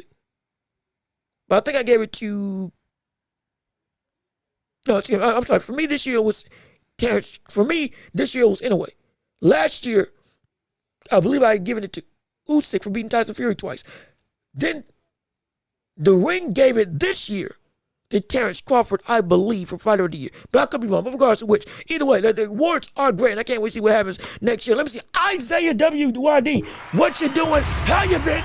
Thank you for tuning into the show. We're so happy that you're here with us on today. Hey, please leave a like on the stream. Keep on sharing the show. We love to hear from you as to what you had to say in regards to anything involving the world of sports. Like I said, it is the championship rounds for this entire show, which means you all drive the conversation. All of you control whatever we say and do right here on the show with questions, comments, debates about boxing, the NBA, the NFL, all that stuff. We still got Boots Ennis as a topic that we're going to jump into as well, and a bunch of other stuff that we will delve in involving the boxing world. But we want to hear from you in regards to everything of your opinions and thoughts. Come on in, have a seat, take a load off on this New Year's occasion, and start the year off right with the hottest show in all of the globe right here on YouTube and on every podcasting platform imaginable. No question about it, and we appreciate all the support. And hey, if you want to get to the show, if you can, we ain't gonna beg, we're gonna earn our keep. We got Cash App, PayPal, links down below, as well as Super Chat, Super Gifts, stickers, whatnot. If you can give, would mean the world to me, no question about it. But let me keep on reading what you all, I almost forgot to set the goal thing for this show. I'll do it while I'm talking anyway. But regardless of which, we just want you to be around and have some fun, enjoy the talk show, and enjoy what we got to offer. And hopefully you'll want to stick around for some more come next week, because we do the show 3 days out the weekend. Oh, it's going to be so fun and exciting. But let me keep reading. Lamont Roach is a true counterpuncher, and I think that history between them felt like an amateur fight to Tank. It might have. And like I said, Lamont Roach Definitely showed he can take the power. Definitely showed he can punch with him. He elevated his game as Tank got more aggressive. He didn't give up all of his tools early on in the fight, like we've seen with most of the other fighters that fought against Tank. As Tank got more and more comfortable, Lamont Roach showed slightly more and more weapons. But ultimately, by the time Tank was elevated up, Lamont Roach was right there with him, standing and banging with him. And he should have won the fight, especially with that knockdown. Which should have been counted. He won that fight, no question about it. And so, yeah, so that's why I want to see that fight again, because there's some history. And there's some talent that is actually worth its weight in salt that I need to see him prove himself against. Because there's a real conversation. Hey, buddy, you had a close fight with Isaac Cruz. You had a draw with Lamont Roach. Lamont Roach had a draw with Isaac Cruz at a bigger weight division. Some people, not me, but some people are putting the talent of Tank into question, asking, is he really as good as we've been saying he is? Asking, is he really that type of talent that we've been saying he is all this time? If he's having this type of struggle. Because most people are now looking and saying, hey, Shakur wouldn't have fought like that against Lamont Roach. He wouldn't have struggled like that against Isaac Cruz, especially with what he did against the payday. He would probably be able to handle Isaac Cruz with the greatest of ease. We don't see Tio having that type of fight against that type of opponent. You're supposed to be at their level. It should not be that difficult. That's what some people are saying. If he wants to put that type of conversation to rest, he's got to fight them and people better than them to show the world, yeah, I'm like what I am. Which is why I want to see that fight, no question about it. Let me see, Dale Anderson, thank you all for tuning in, and thank you for showing up and chatting. If Tank likes anyway, why is he not following his footsteps in some way, shape, or form? Well, it's because he said he's about the money. He just said he didn't care about legacy. That's why. His words, not mine. This is a quote. I don't care about the legacy. I'm done with it. I don't care for all this boxing stuff. I'm tired of the drama of boxing. That's a paraphrase, but that's essentially what he was saying. I want to go, now this is the quote, I want to go home to a private island and you'll never see me again once I'm done with this sport. That is his approach to this sport. So that's why he loves, in a way, is your favorite fighter's favorite fighter, but he is not going to follow that type of leeway or that type of footstep path. That's an odd way of saying the pathway. That's an odd way of saying he's going to follow the direction. He's not going to follow the direction of Inoue because what that work is what he doesn't want to do. He said it himself. So that's why. Fans can change that perspective by giving a lot of heat.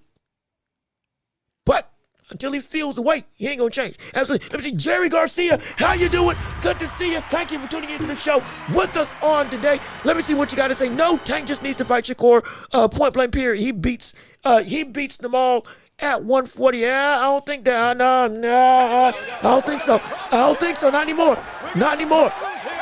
Not anymore. I've said it before. I think he loses to Shakur Stevenson.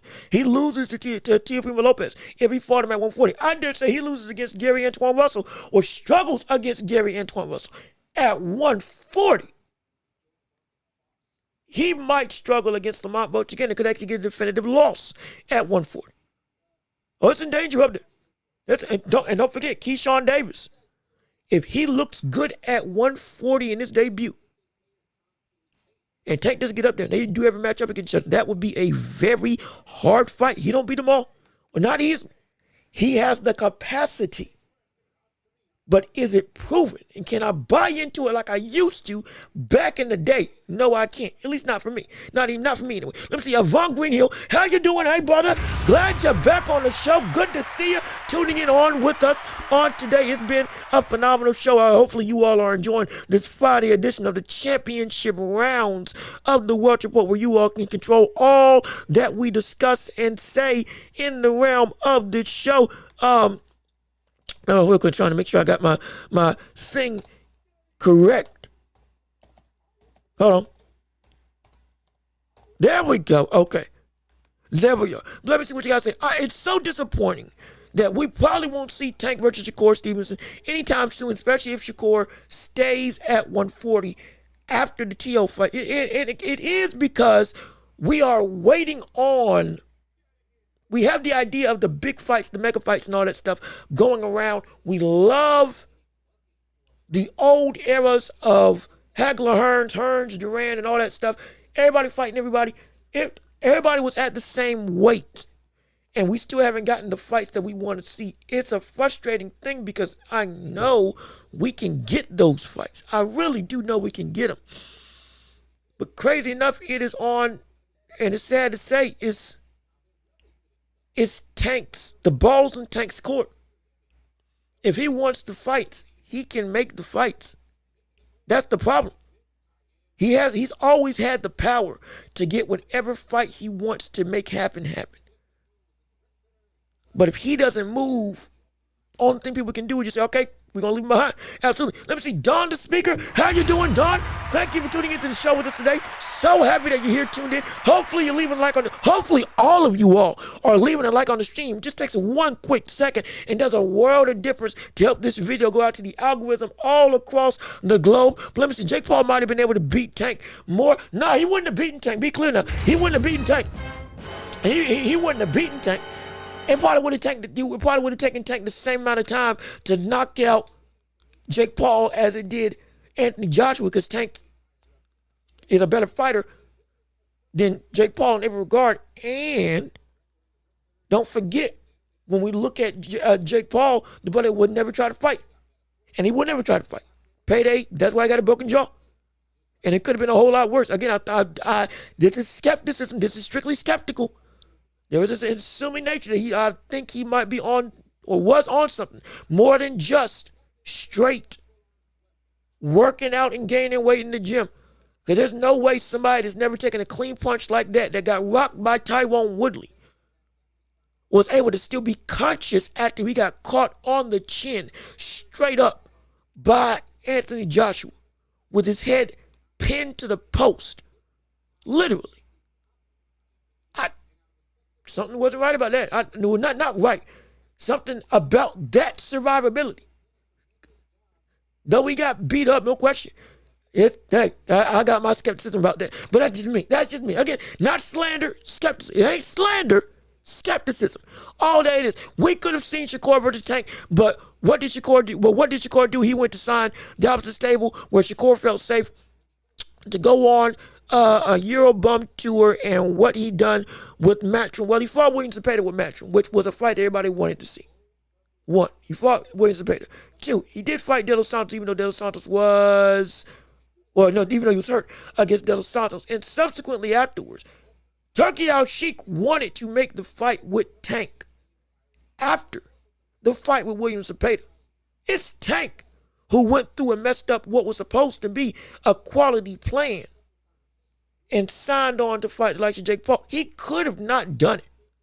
And be clear, we've seen, especially in today's age, cross-promotional events, especially under the guise of the money that's being moved around, we've seen Quisenberry, Matchroom, PBC work together. It ain't like it was something that, oh my gosh, was so out the question that it couldn't have been Tank's end of the spectrum, Tank's promoters, that also came and helped make this fight happen. We're not going to act like that ain't the reality. This ain't me trying to hate on Tank or trying to make excuses. This is the reality of the situation. We've had people, they had a 5-on-5. Quisenberry and Matchroom putting their stable, the best of their stables against each other. In no way, shape, or form we've ever dreamed of that happening years ago. Because it's too much of a risk. But the money is there now. And the money was there. That Tank, 2 Ferraris, Turkey said, but I'll give you whatever. I'll give you more than that. That's chump change. But you got to come and do the work. You want a real fight? Come to me. I'll get you that Ferrari and more. But you got to come and do work with this. Just like with Nakatani and Inoue, just like with Benavidez, just like with Canelo, just like with Usyk, just like with Fury, just like with anybody on the card of a Riyadh season event. But we've seen unifications. We've seen cross-promotion. We've seen elite versus elite. We've seen fights that were supposed to build up other fights. You gotta work to get there. Nowadays, thank gosh, you gotta actually win to get those Tyson bags. Thank goodness. People say it's bad because of the fact that big fights get ruined. It is a shame, but it's also the case that if you want to be sure you get that big payday, you got to go beat somebody that's worth their weight in gold as well. Anyway, Nakatani, that's going to be the biggest fight in Japanese history, revenue-wise. I guarantee it. Both of them had to fight top 10 caliber fighters. Oh, excuse me, top 15 caliber fighters. With Hernandez being undefeated, 20-0, 18 knockouts. And we saw what he was able to do, Nakatani. Picasso, 32-0 and a draw at that point in time. Ranked number one, I believe ranked either number 1 or number 5 at super bantamweight. Working. Body savant. Same size as Nakatani. One of the bigger people in that whole division. That was a legit threat. Could take a punch. Had good hand speed. Had a good jab. More importantly, had a great attack downstairs to the body. He could do what he needed to do and could have given Inoue a world of trouble. And he still had to go through that to win. After beating Akmadali before that. There's work that you got to do. There's work you got to do. Thankfully. Now, when it used to be, they had to do nothing. You could skirt by with the excuses of my promoters don't want it. You could skirt by with the excuses of you're on the other side of the street. Isn't that? Are we gonna say that? Are we gonna say that Terrence Crawford avoided Errol Spence Jr. by staying with Top Rank and not signing with PBC, even though that fight could have been made really at any point in time? If that stupid excuse of side of the street wasn't applicable? Are we going to say Benavidez avoided Canelo by just leaving the division? No. Because it's not the truth. It's not the truth. It's not the truth. And what it is, hey, I've said it, but it's not the case here. It is not the case here. Turkey said verbatim, I'm going to get you a big fight with Tank. And then Tank went around with money on the table. Went to go fight Jake Paul. Yes, it was an insane bag, but that's just the case. He went from a big bag that had legacy behind it to a big bag with no legacy because it was easier. I can't respect that. No, neither should you. Neither should anybody. Because that's not how this sport was built. More so, that's not how greatness is established. That's why I say he's not a Hall of Famer. He should be a Hall of Fame. Up until he proves something to be Hall of Fame worthy. That he did. Roy Jones said it best when he talks about Floyd Mayweather. When somebody was at their best, legit a threat to beat you, and you were at your best, you did not fight them, or you waited them out, or you moved in a different direction. That's what Tank's entire career has been, up until this point. At the time that you fought them, is the context that matters more than anything else. What were they? And I guarantee you right now, you look at what they were by the time, but at the time that they fought, it ain't worth the same weight as we've seen with others. At least in my humble opinion.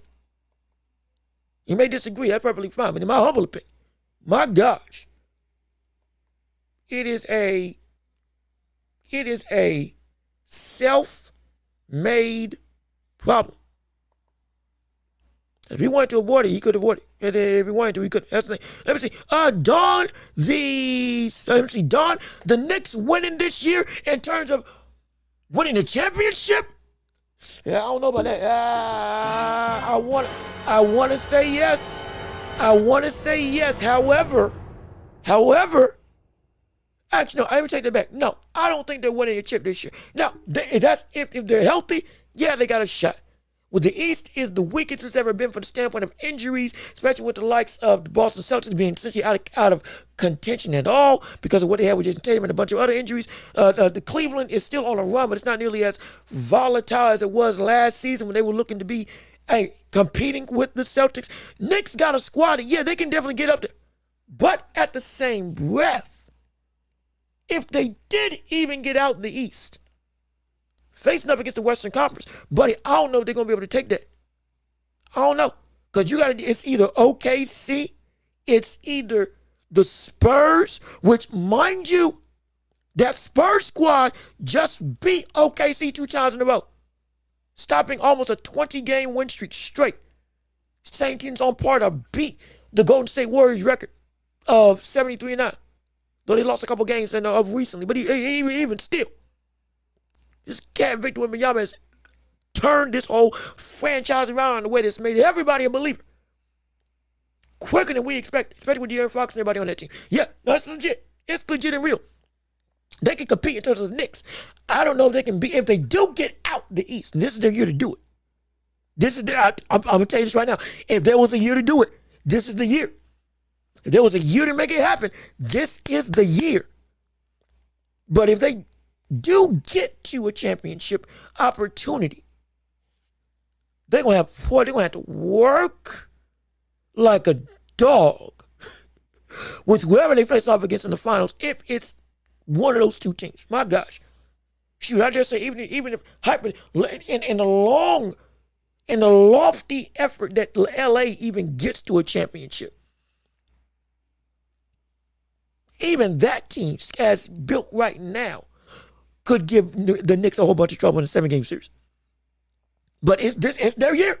If anybody was gonna make it happen, this would be the year to make it happen. It would be the year to make it happen. Tank is a joke. Dude gets fights just to get domestic violence dispute before fighting. I'm done with them. To think we thought he could have been the Floyd Mayweather of this era, and like I said, the outside boxing stuff, it is a travesty. I do understand. Like I said again, a lot of other information came out about that whole situation. I completely understand. Like I said, I'm not touching on it. Strictly inside of the ring.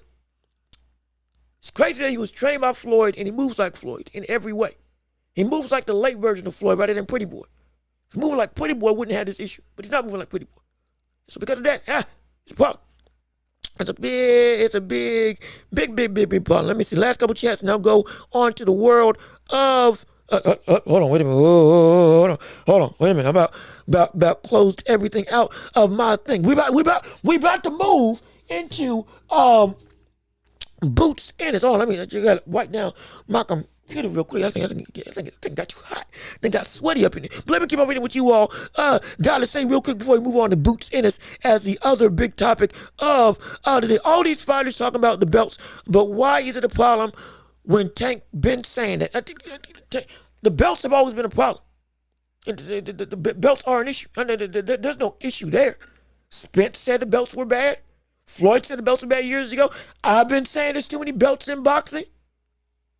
Roy Jones Jr. has been saying it. Max Kellerman. I've been on the same boat with that. Fees, sanctioning fees that we don't know where it's actually going. It's supposed to be to help pay fighters of the past as almost an insurance type of situation. I ain't heard them do that with nobody. I ain't heard nobody come out and say, yeah, I've gotten the benefits of said stuff. Yes, you got VADA, or you got the testing and all this stuff made possible. I get that, but beyond that, the other things that's supposed to happen, I haven't heard, so I got some sketchiness there. That's why Terrence Crawford had an issue with the whole likes of the sanctioning bodies with him, since saying, I ain't paying this stuff before he ultimately retired. Those saying that the belts weren't the main reason that he retired. It was the biggest drama before said retirement came about. I'm not mad about the stance with the belts. I'm mad that he was saying he doesn't, one, need the belts, and two, felt that he was bigger than the belts when the legacy that he had garnered had not fit that mold. Some people are bigger than the belts. Pacquiao, bigger than the belts. Crawford, bigger than the belts. Usyk has gotten to a stage right now. A win over Usyk, even without a championship, is still huge. Canelo, you can argue, is bigger than the face of boxing for almost 7 years. He's still Canelo without the belts. Even with this loss, you beat him. It's still the biggest win of your career, almost as impactful as the championship itself. Ali, bigger than the belts. Sugar Ray Robinson, bigger than the belts. We've seen people reach that type of status. Floyd Mayweather. It's not uncommon. It can happen, but you got to be that great. And Tank has not reached that type of level. It's not hate. He's got the potential to do it, but he hasn't. Because if he did, we wouldn't be saying it. If he did, I would be saying. Because y'all like, people come in here thinking that I hate on Tank Davis. It's not the case. We're unbiased on this show. I've had qualms with Canelo. I've had qualms with, Usyk, especially recent. With the Wilder stuff. There's been a whole bunch of, it's not about the favoritism. It's about the reality of boxing. This sport has not, there is a standard that is indeed set in motion that people have let be compromised because of their fandom of a fighter that allows them to be great without being great. You haven't done more than Devin Haney. Devin Haney's been undisputed. Moved up multiple weight class. Shakur Stevenson, younger than you, has already got 3 division world champion. Same as you. Abdullah Mason got a belt at 21 years old and potentially getting ready to fight bigger fights against some of the best in the division. Can potentially get a denser resume than you in a quicker amount of time. That's not favoritism. That's the reality of the situation. That's what it does when you move through legacy. Tank Davis and Nioy anyway have almost the exact same amount of fights. Their resumes are night and day. And anyway's been fighting dense competition throughout his entire career. His entire career. It is not about just your name. It's the work. We can see the work and there's a difference. And Tank ain't done the work. Especially when he's been at the top of the mountain. Fighting none of the other people at the top of the mountain. That's the problem. That's a big. That's a huge problem. It's a problem. It's a problem we can't miss. I'll be saying the same thing if Terrence Crawford didn't fight Amir Khan, if he didn't fight Kell Brook, if he didn't fight Sean Porter, the people that were at the top or near the top of that division. If he didn't fight any of them, this would be like a Terrence Crawford didn't fight Errol Spence Jr. On top of all those other names I listed, that's what we're experiencing with Tank right now. When he should have been fighting them already. That's the problem. That's the issue. That's the huge issue. But again, if we stay on Tank, we're gonna be here too long. We can address it later on. We can come back to this conversation, no question. But we do want to make sure we at least touch on Boots real quick before we get on out of here. Because if we don't, we might not be able to talk about it on Monday like I wanted to. So real quick, we'll switch gears one more time before we go into the last, full blown. Well, we start in the full blown championship round, but even still, we want to be able to make sure we keep the show going. So we can go and make sure we make it happen. Let me see. Tank. Well, hold on. Well, actually, let me read it. Let me do my job. Let me read these other chats, and then we'll go into Boots right now. Tank don't need to go to Turkey. He bigger numbers than all of them on cards. Turkey put on. Turkey lied about pay-per-view. Come on out. No, he didn't. As well as if he was that big, then if he is bigger than Turkey, perfectly fine. It should be even easier to send out a contract to get these types of fights. Is it not? If that's the case, that's great. We want boxers to have all levels of power, control their own destiny. But how you control your destiny is able to be scrutinized. So if you got this, it's not about having power, it's how you use it. We said that before on this show. If you're new here, we've been saying this all the time. I don't care how much power you got. If you can't use it, or rather if you abuse it, guess what? You shouldn't have that power. Plain and simple. Tank has been misusing and abusing all of the power that he's gotten to not do anything. That's not, you can't respect it. You can't. If you do, that's an issue. Now guess what? Canelo didn't need anybody. And we hated how he moved over the past 3 years without Benavidez. And we had the same detractions. Tyson Fury said he was bigger than Usyk, didn't need to do anything with anybody, demanded $500 million to fight against Usyk and kept on retiring and unretiring because he said he can do what he wants. Guess what? We had issue with that too. Ain't nothing changed. Ain't nothing changed but the day. Because Tank is still living in the same day and we've gone on to a whole new morning, a whole new year. If he got that type of power, use it. Huh? Because guess what? I'm saying he can't beat Shakur. I'm saying he can't beat Teofimo Lopez. I'm saying he can't do a lot of stuff that you people are saying that he can do. He wants to prove me wrong. Guess what? Prove me wrong. Make me a believer. Make me. But make me have to say, I was wrong. Let me stand up here and tell the world, hey, I messed up. I was the one that couldn't see the light of day. I don't know what I'm talking about. Let me say that. But until you do, the biggest thing I can say with you is that when you were tested, you had a draw with Lamont Welch, you came up from 130. If that doesn't give me a detraction to say you might not be able to beat Shakur, and maybe your status is fake and built on a pile of lies and fool's gold, well, so be it up until it gets proven otherwise. Because as of right now, the only reality is that Tank is vulnerable. Not that he can beat everybody. Not that he's better than everybody. Not that he's pound for pound the best in the world, because he don't even belong in the top 15. However, the only concrete thing, he's vulnerable. What can he do to not be vulnerable anymore? To stake his claim as to I am what I am. And what I am is a bad man. Right now, you're not as bad as we thought from all sides of the spectrum because of what you've shown. That's the biggest thing I can say. And people complain about Innoway's opponents. Innoway's are somewhat better. No, not somewhat. Be clear. All of Innoway's opponents are top 5 in their division. People don't know 122. People don't know 118. People don't know 115. But they use that as an excuse. Well, more so not an excuse, because they are familiar with the divisions. That's perfectly fine. There's a lot of divisions to follow. I'm not knocking you there. But for somebody that does know the density of those lower weight classes, it is not even remotely close. It's a hydrogen bomb versus a crying baby from the standpoint of legacy and name value. In those divisions, there is nothing remotely close that anybody has done comparative to Inoue over the course of his career. It's tough. It's hard. Canelo, Crawford, Usyk are the only real comparable fighters. That's it. Van Rodriguez, that's it. From a legacy perspective, that's how great he's been. And that's how dominant he's been.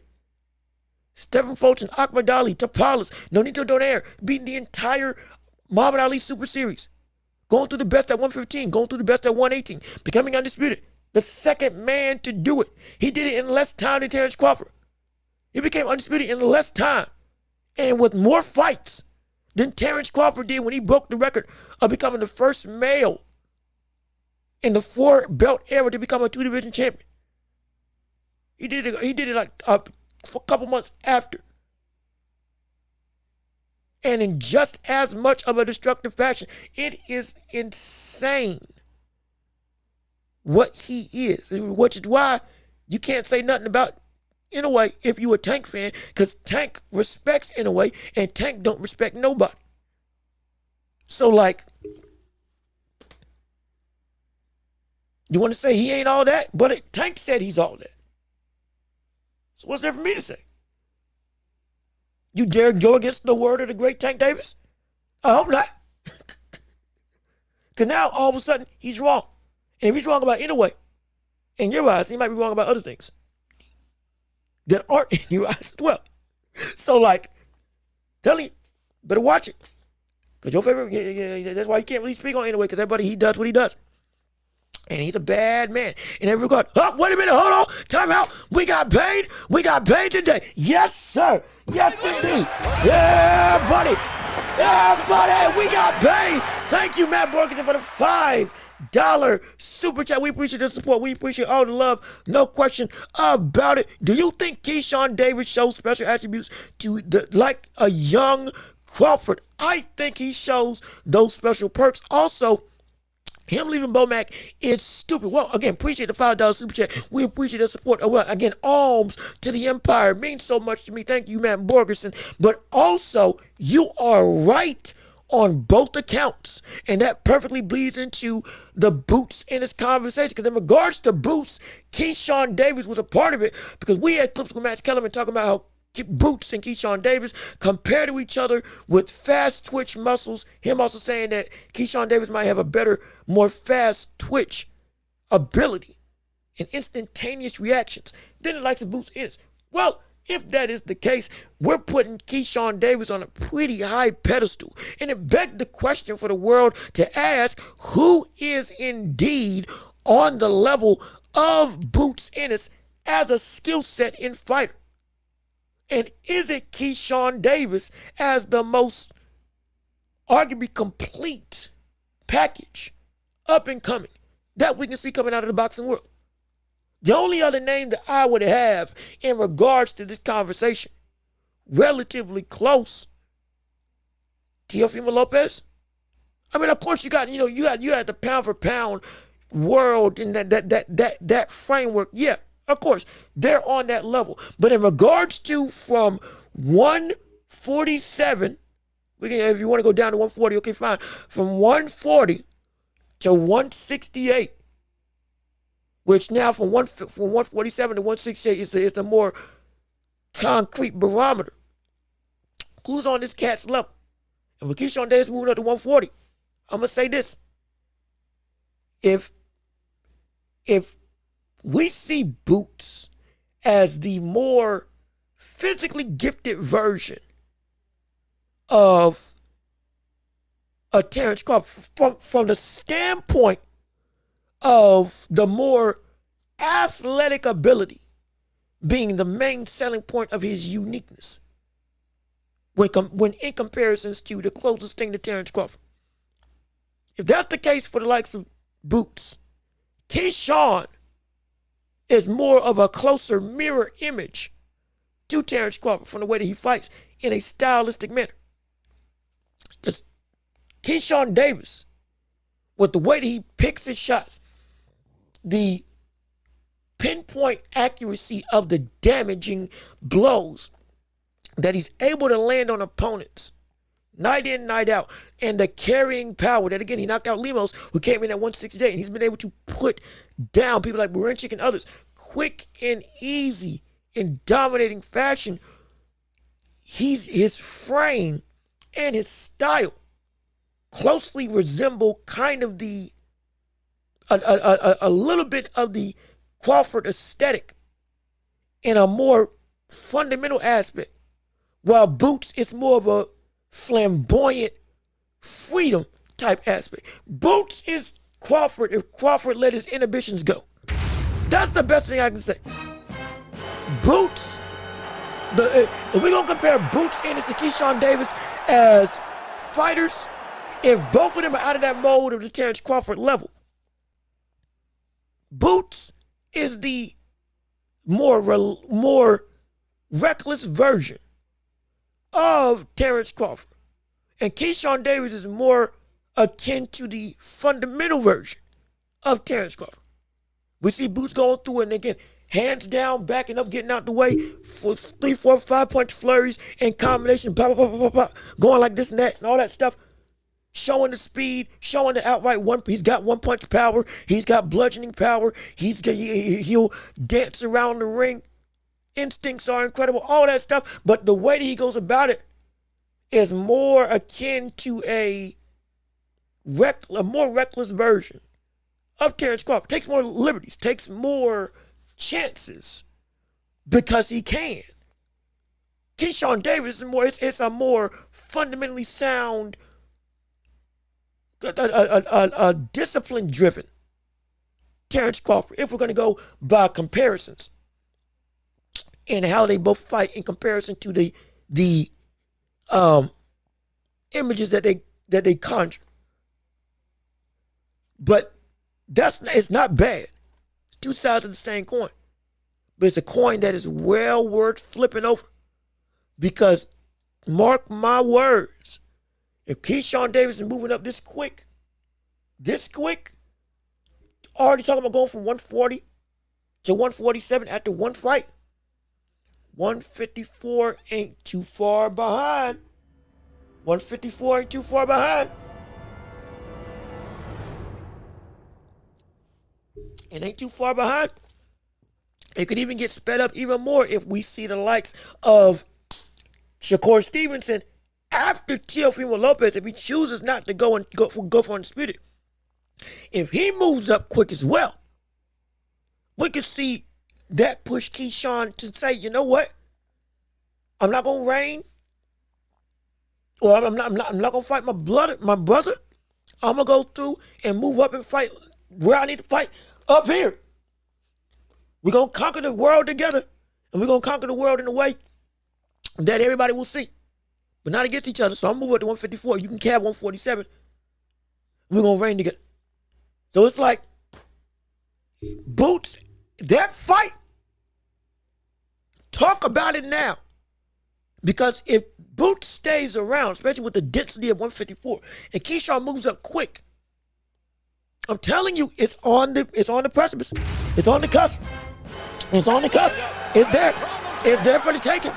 It is there for the taking. Absolutely no question about it. Also, and also leaving Bomac is going to be a big detractor of whether or not it will indeed hold or not hold that Keyshawn will still be Keyshawn Davis.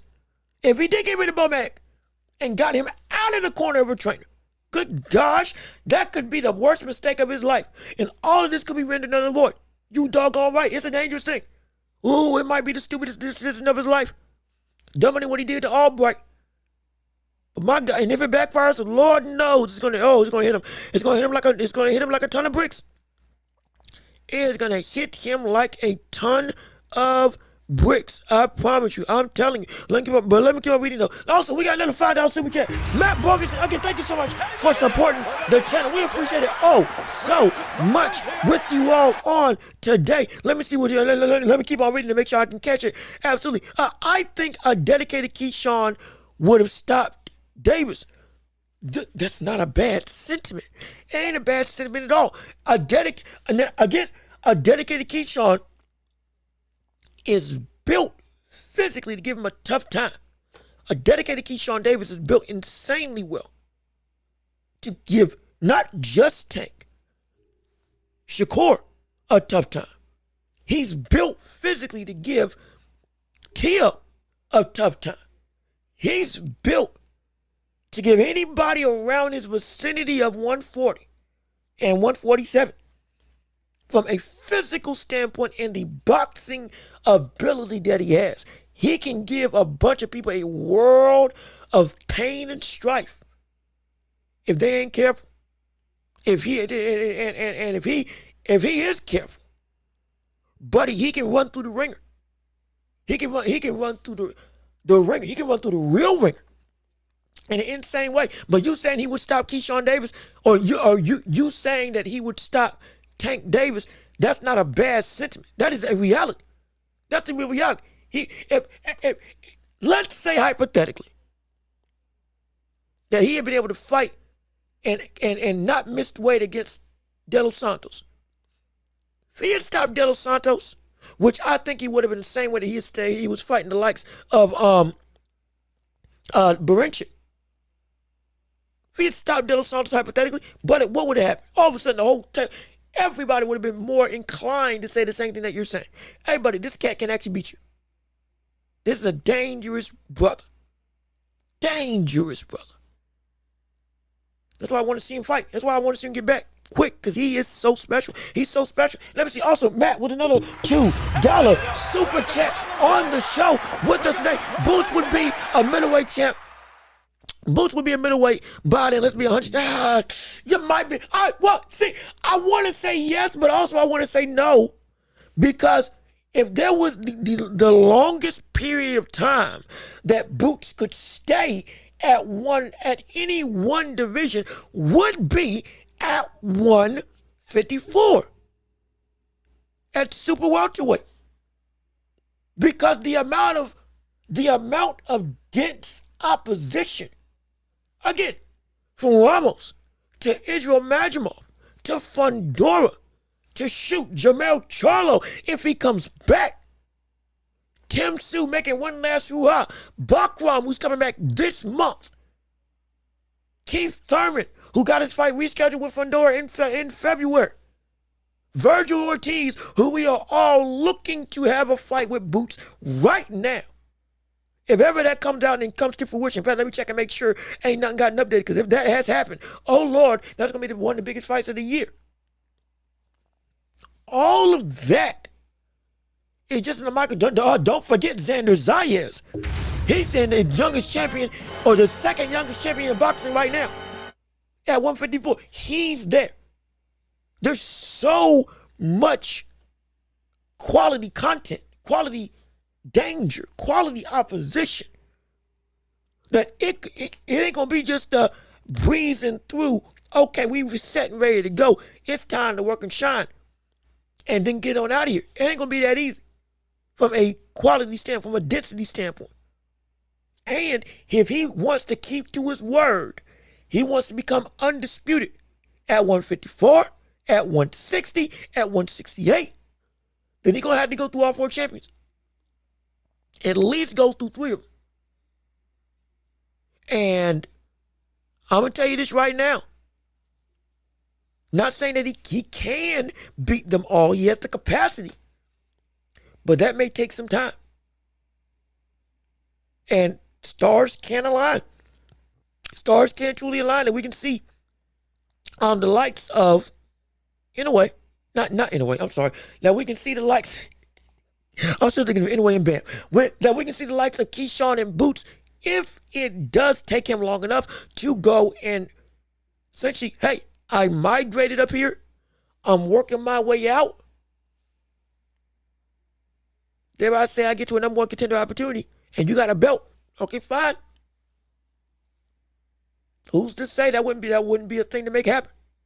Coupled with the fact that if Keyshawn Davis does move like the star that I think he can be, it's going to be a whole lot of leverage in the sense of people getting excited for that fight to happen. Because if we didn't get Boots versus Crawford, this could be the closest thing to it. Hey, look at this. It could. It could. We got some problems here. This could be the closest thing we could get to a Boots versus Crawford level type of fight. From a matchup perspective, it could be. If we're gonna have something that was akin to it, that'd be the closest thing. At least to me. Anyway. And then we got one more super chat from Matt Borgeson, 100% confirmed. Okay, excuse me. Thank you, and thank you for the update. So it's 100% confirmed that Bomac is indeed out. Thank you. I thought it was. I couldn't find any confirmation. So appreciate you for helping me out. So yes, Bomac is gone for real. So like I said, it could be the biggest issue of his life, moving in that way. Oh yes, it could. I'm scared. That's the one thing I'm scared of. With all the caliber and potential Keyshawn Davis, him willingly giving up Bomac, yes, to clean out his life to make it what it needs to be. I have no problem with self-improvement, but there might be some stuff you should have kept. Bomac was one of them. I don't want it to be that he has to come back to Bomac to retool again. That's hard. That might be terrible. My gosh. Because already it's a volatile situation that he's trying to come back and regroup from the almost marketing free fall from that Albright altercation. If we find out this brother's style is compromised completely because of what he did, getting rid of Bomac, my man, I don't know what's going to do to him mentally. I don't know what that's going to do to him mentally. It's going to be bad. Let me see. The fight isn't happening. Oh, that fight isn't happening. Been confirmed. Okay, thank you. Again, appreciate the update as well. Like I said, as I'm talking, I'm trying to also search and make sure I'm validating stuff. So you helping me out, Matt, oh so much. They'll be going for titles next. Boots for Bakram, Kelly winner, and Virgil aiming for Fundora, or Zayas Abreu winner. Gary Antoine Russell versus Keyshawn Davis. Okay. All right. That's a lot of news. That's a lot of stuff to kind of sift through. But it's good stuff nonetheless. Boots going for Bakram is not a bad thing in the slightest. In fact, it's what we've been waiting on. Now, it's a dangerous sentiment. Be clear, there's arguably no other destructive level puncher outside of Virgil Ortiz than the likes of Bakram. And maybe from the sense of shock, and like outright, when we'll talk about bombastic level power, this isn't disrespecting Virgil Ortiz, but what we saw Bakram do to the likes of Tim Tszyu in such a almost a scarily violent manner. That is, and if I'm going to be completely honest, between Virgil and Bakram, there's a level of power that we have to say Boots hasn't faced off against as well. People that can punch, that can affect him. One of the biggest things about Boots has been the chin. He's a lot of the defense that he didn't have was because of the fact that he didn't have to worry about getting hurt. So he would just go through and, yeah, I'll take some punishment. I'll take reckless chances. I'll turn my head with shots that I don't need to be doing that type of defense with just because you can't hurt me. Now, especially with Bakram as the next target, if that's the case, and with Virgil Ortiz, he's dealing with a level of power that, hey, buddy, you make a mistake, your chin might not be able to withstand it. Your chin may not be able to uphold it. Your chin may not have the capacity to do the same thing that you were doing. Which harkens into why we were seeing the more fervent ability of defensive fundamentals when he fought against Stanionis. Because all of a sudden, okay, he got it right. He started to fix some of the issues that he was letting himself get away with. Thankfully. But he's going to need it. Because going up against this next level of competition, boy, it's going to be a monster. The power alone. Not about if you have power here, can you take punishment here? If you get caught with stuff, and you're going to get caught with some stuff, as much as you can put people out, you can also get put out up here. That's the thing about this division. And to be perfectly honest, that's the crossroads of 147 and every other weight class. When you get up to 147, a little bit of continuity that still kind of persists, that you can kind of delve into and still see. Yes, the power still upgrades and all that stuff, but once you cross into the threshold of 154, that's what 151, 47, 148, 49, 50, 51, 52, 53, 54. That's a 7-pound weight difference. That jump is one of the more drastic jumps in all of boxing. From a weight discrepancy, from a one weight class move. That dictates one of the steepest slopes in elevation when it comes to the physical presence that you're dealing with. Mind you, you got people the size of Boots. You got people the size of Keith Thurman, and then you got people the size of Sebastian Fundora. You got people that should be fighting at 160, fighting at 154. You got people that should be fighting at 168. You got people that can fit the mold of 175, fighting at 154. This is not me making stuff up. This is the reality. This is the type of flux in physical capability that you're dealing with when you get to the elite level at 154. It's a monstrous division full of physical giants and physical specimens everywhere. The likes of which we haven't seen Boots be surrounded by in a mighty long time, if not ever at this level of density in his career. Since he's become a big-time star, like he is right now. That is the crossroads that Boots has to deal with. Can you take what they're dishing out if you get caught with something? Because he's never been this vulnerable. As much as we've seen him improve with Stanionis from the standpoint of vulnerability at what you're getting into. Same thing with Terrence Crawford. You were never this vulnerable before with the potential of getting caught with something that can change the entire landscape of a fight in the same way that your power normally does the changing in dynamics. That's the danger. That's the real danger. That's what makes it so tantalizing. That's what makes it so appealing to the eyes and ears and to the minds of the boxing world. We want to see what that's going to do. Want to see what that's going to be like. And my gosh, when you're faced off with that level of opposition, it's going to be an absolute barn burner. It's going to be a barn burner to experience. And if you come out guns blazing on top, Well, it's going to show even more. But he ain't nobody on your level. Nobody. It's going to be from a technical, from a pure fighter perspective. But you brothers and sisters, everybody who's listening, man, a woman, or child, if you are watching this, understand this division that Boots is in right now is going to be one of the most important divisions in boxing for Boots specifically. Because Boots is now being poised at a point in time where he is being pushed by ESPN, PBC, and every other, whoever he's signed to. Everybody, was it Matchroom? I think Eddie Hearn, whoever he's signed to.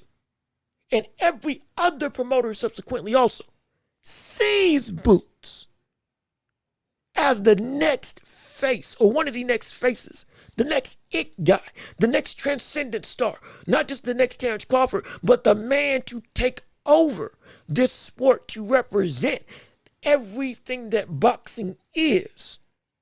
Comparisons to Roy Jones Jr., comparisons to Terrence Crawford, looking like he's going to be unstoppable up to 168, and dare I say even beyond, hypothetically. Skills akin to some of the greatest masters of physical prowess that we've seen in the sport. He's got that uniqueness about him in a way that even Lexatio doesn't have. All of that is being thrust upon him, especially now that Crawford's gone and retired, as you are. It's your ball to take. It's your ball to score with. And if you do your job, you're gonna get positioned up with the top 5 best in the land. We talk about Boots not being in pound for pound. You watch what happens if he goes through this division to 154. Not only will it be pound for pound, he'll probably make a debut up there above 6. He'll probably make his debut above 6. Depending on the speed at will, or the dominance that he incurs.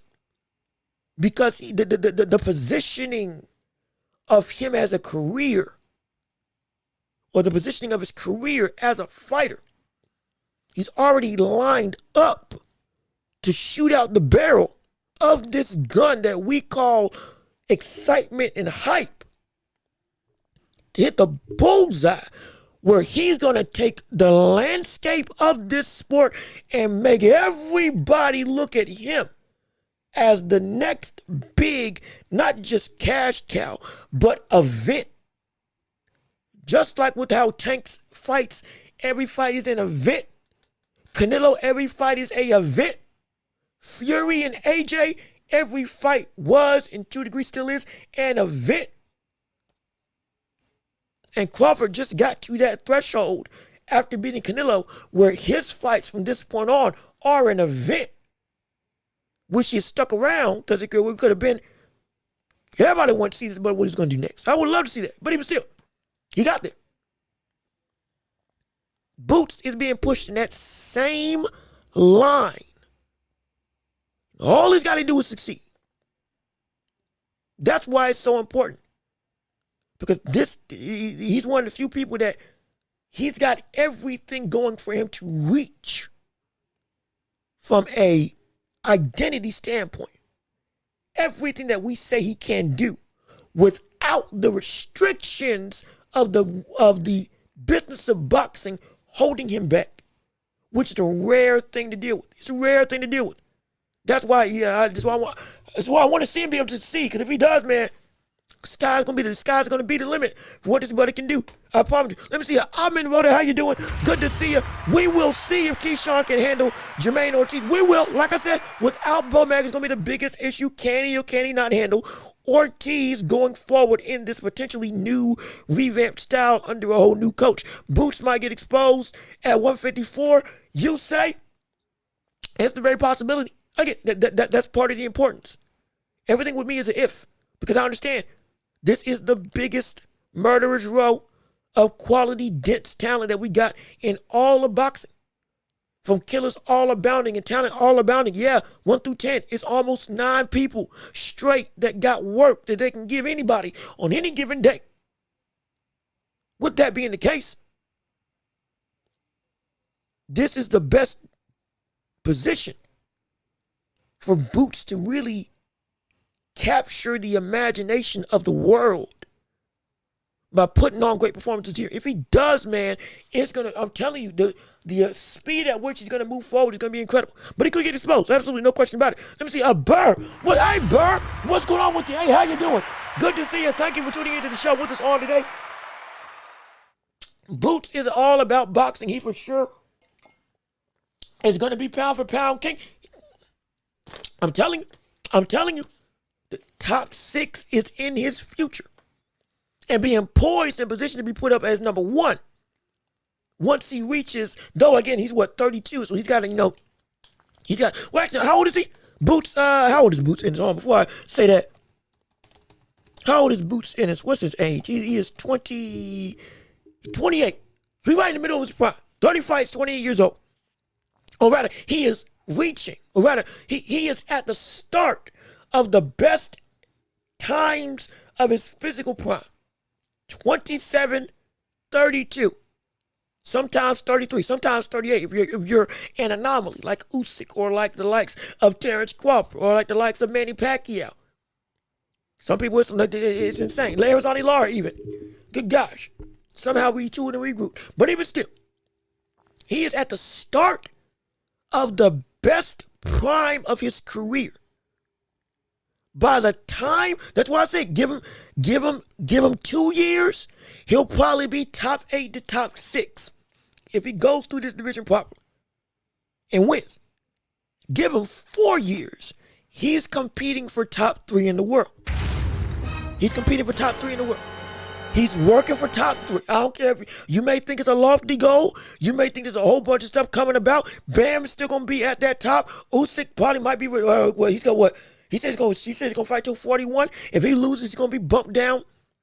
Most likely on most people's pound for pound rankings. If he doesn't lose, he might just keep that same spot. Who knows? Regardless of which, there's a lot of volatility, vulnerability, and ebbs and flows that can shift within 28 to a 29, 30, 31, 32, 33. By the time he's 33, we can see this man as a top 3 fighter in the world. It could be sooner. I'm saying when normally we see fighters get to that trajectory of they are at the top of the top. In today's era of boxing, used to be back in the day, 26, 27, hey, that's when you were seeing, okay, he's top 5, top 3. Because you moving through, you taking on insane competition.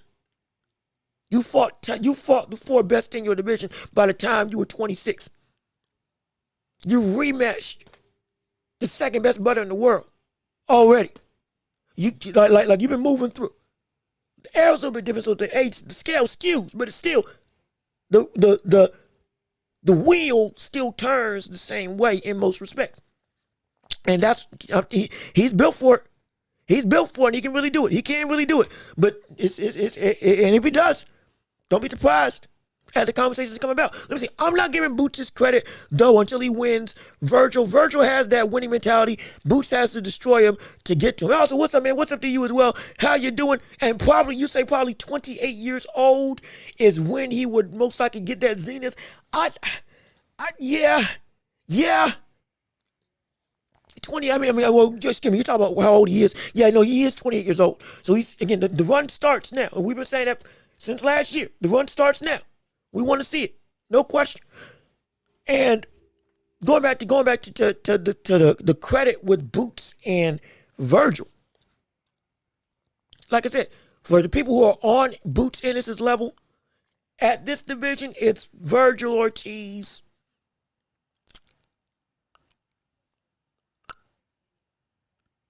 and in all honesty, that's actually a really good question, actually. No, that's the bigger question I wanted to ask. You say you're not going to give credit to Boots until he beats Virgil Ortiz. Probably, I respect it. Now, I think he should get his respect before, because he has done enough work to be like, okay, yeah, he is legit. But if you say it needs to be proven at least at 154, more, no problem, fine. Understandable in every regard. When you look at Boots, however, from a quality for quality perspective, if you take away the resume and you look at them as fighters, there is a lofty question, or rather a lofting question of there's not many outside of the pound for pound top 10 that as a boxer, or even better as a fighter, are on the level of what Boots can do from a skills perspective. Like I said, it's a minute list and it isn't many. And I think it's been proven enough that he should be seen as, okay, he's not just up next, he is next.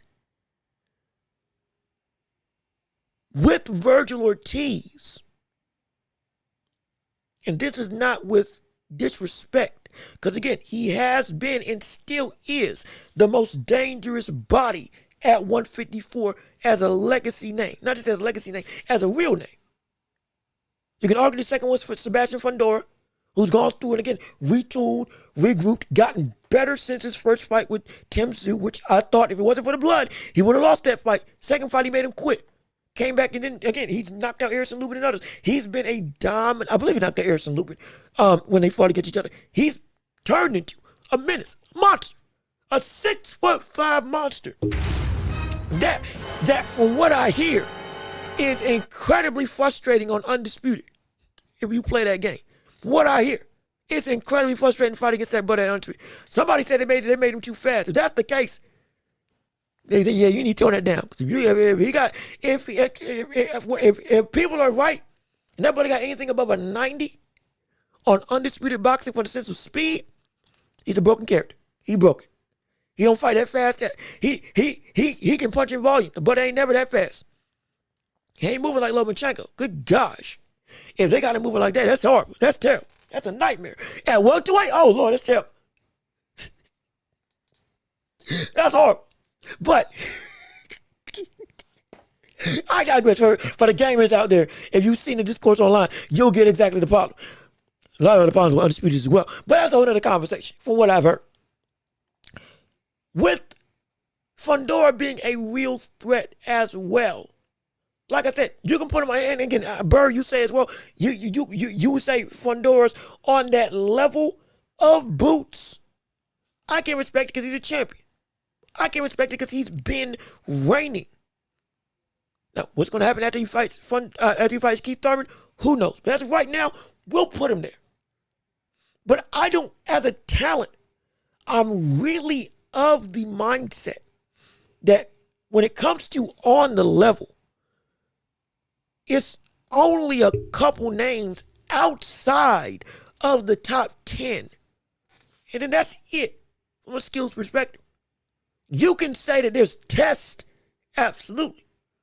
But on face value, it's hard pressed for me to say that Boots wouldn't be seen as the better fighter, the more skilled opponent, the more well-rounded warrior than others around his own division and beyond. Because like I said, this isn't me trying to throw shade at Virgil Ortiz. Virgil Ortiz is an incredible talent. But Boots has more unique weapons and has a bigger array of skills that he can delve into if a fight goes one way or another. You can argue, people are still saying to this day, Bochuk should have beat Virgil Ortiz because he outboxed him and knocked him down twice in a fight of the year, which was great. Don't get me wrong. It was a great fight. But people are saying that Virgil should have lost that fight against Bochuk. And we're dealing with a man who, if the fight turned into a way where, okay, I got to get on my bike, not even get on my bike, I got to box from the outside, I got to turn this brother around to be able to land. I need to punch in between punches. I need to trade with you. I need to switch stances, do whatever I need to do. All that stuff comes at a better or a deeper bag than Virgil Ortiz. Virgil Ortiz's bag, it might not be as deep, but it's incredibly refined. I'm not saying one's better than the other. I'm saying one is more copious and skilled. Well, maybe I am saying one's better than the other. Maybe I am. Maybe I am. It's still got to be proven. But on a face value level, what you bring to the table, ain't nobody really matching that level of depth. And wherever a fight needs to go, I can get there and do what I need to do. I'm fast enough to fight and beat out a fast outboxer. I got good enough feet where I can catch up with anybody. I got a good enough chin perceived that if we go to war and I got to stand and bang, I can take the punishment. And I got the power that I can dish it out against anybody. I got the reaction time to go and deal with even the craftiest of opponents. I have the ability defensively to make you miss and counter you, or to just be making so that I don't want to engage, so you're not going to touch me. I have the volume to outwork most of the most fervent punchers in this division and beyond. As well as I can vary my attack, orthodox and southpaw, upstairs and downstairs. I got power in both hands, and I'm fluid in a way that even if you want to go by the metrics of Max Kellerman and say that Keyshawn Davis is a better fast twitch guy from an instantaneous reaction standpoint, the beauty of Boots is that he's one of the most fluid boxers in the world. If you say he's not explosive, even though he is, if you say that's not his best bread and butter, that's perfectly fine. His best bread and butter is being able to go through and seamlessly, like water, transition into whatever type of option he chooses to go to without recourse of going and being deficient in something. He's so fluid, he can mask options, and he can mask his ability of attack without the opponent knowing. He's so fluid that he's able to make combinations and game plans blend together like paint in a bucket. That's his superpower.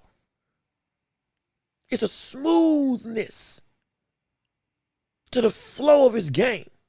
You can go watch the last fight. As violent as his last fight was in his debut, at 154. But you were even watching that fight with how volatile it was, you still saw Boots seamlessly switch from defense to counterpunching to finishing without missing a step. Forget tripping his own feet, or forget even tripping over his own feet. It was like clockwork. There wasn't a poignant shift that you felt. It just all blended together like a panoramic picture. Everything just as you scan through, this is all just one big picture. Even though there were segments to said picture, everything seemed like it was one straight motion. It was almost 3 game plans in one that looked like one straight up game plan. That's the beauty of how Boots fights.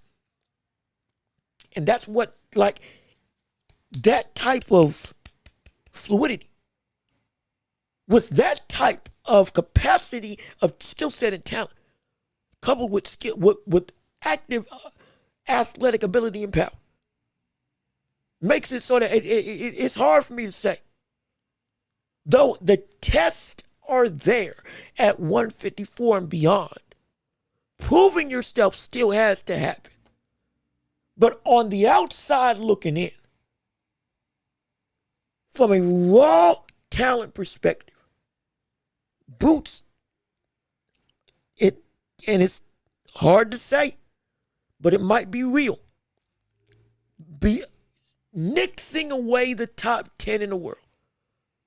There might not be an equal in a raw ability standpoint to what Boots is able to do as a fighter outside of the top 10. You skirt that, he takes them all. Even with the top 10 in some respects, there's some people, they deserve to be there. Don't get me wrong. They are pound for pound level.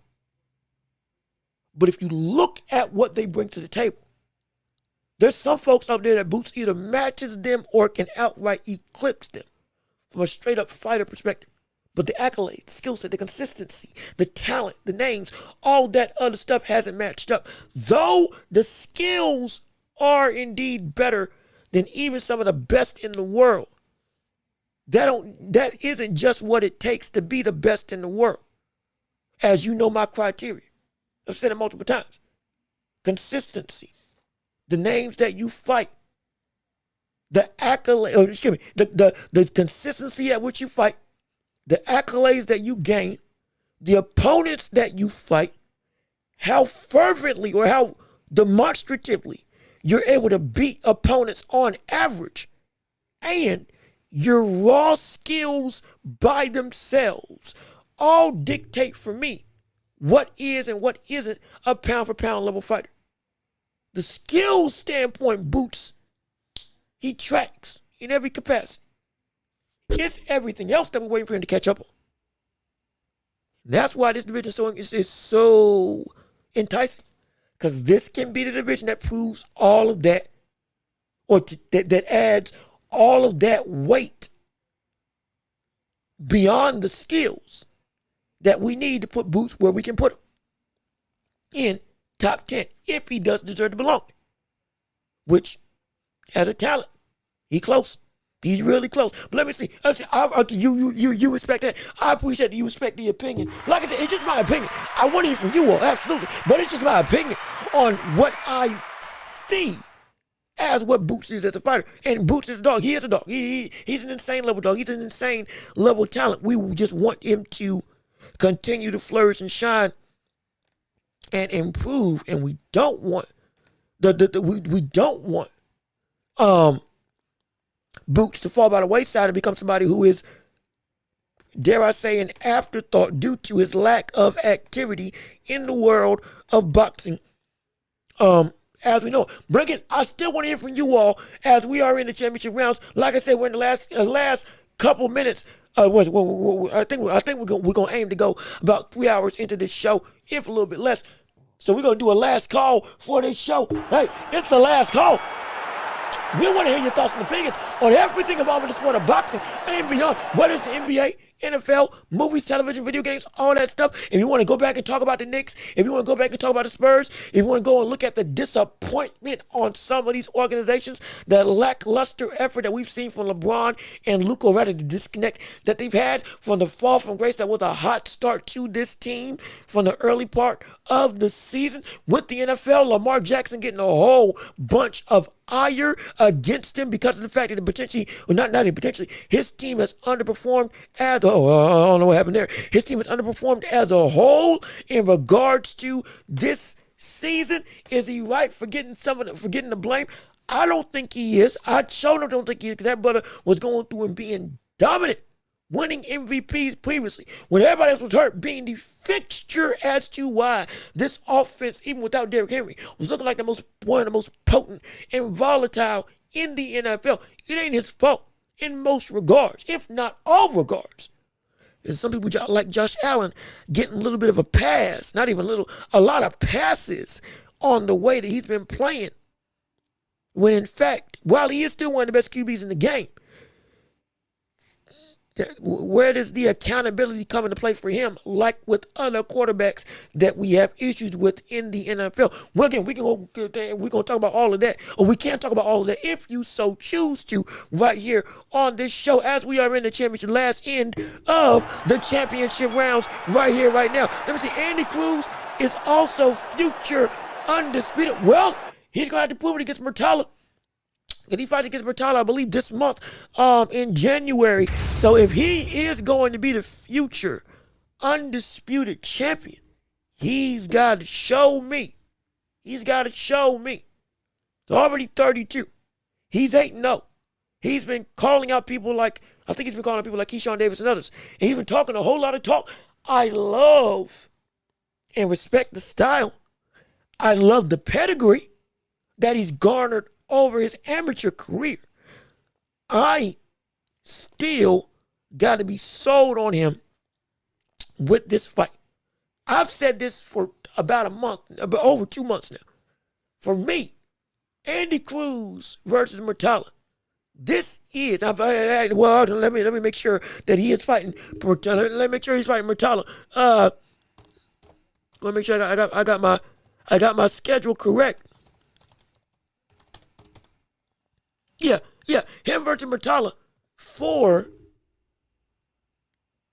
it's for the title, right? Yeah, him versus Murtala for the IBF. This is one of the bigger make or break fights that I've had with Cruz. Because as much as he talks, as much as we've seen, the skill, as much as we've seen his incredible talent, because it is a phenomenal talent, I got to see him take this jump. Because once he takes this jump, I can definitively say, okay, he belongs with the other biggest talents here. He belongs with the Abdullah Masons. I can say that confidently. He belongs with the likes of the Shakors, even though he's at 140. Even the physically gifted De Los Santoses, for the standpoint of threat level. He's there.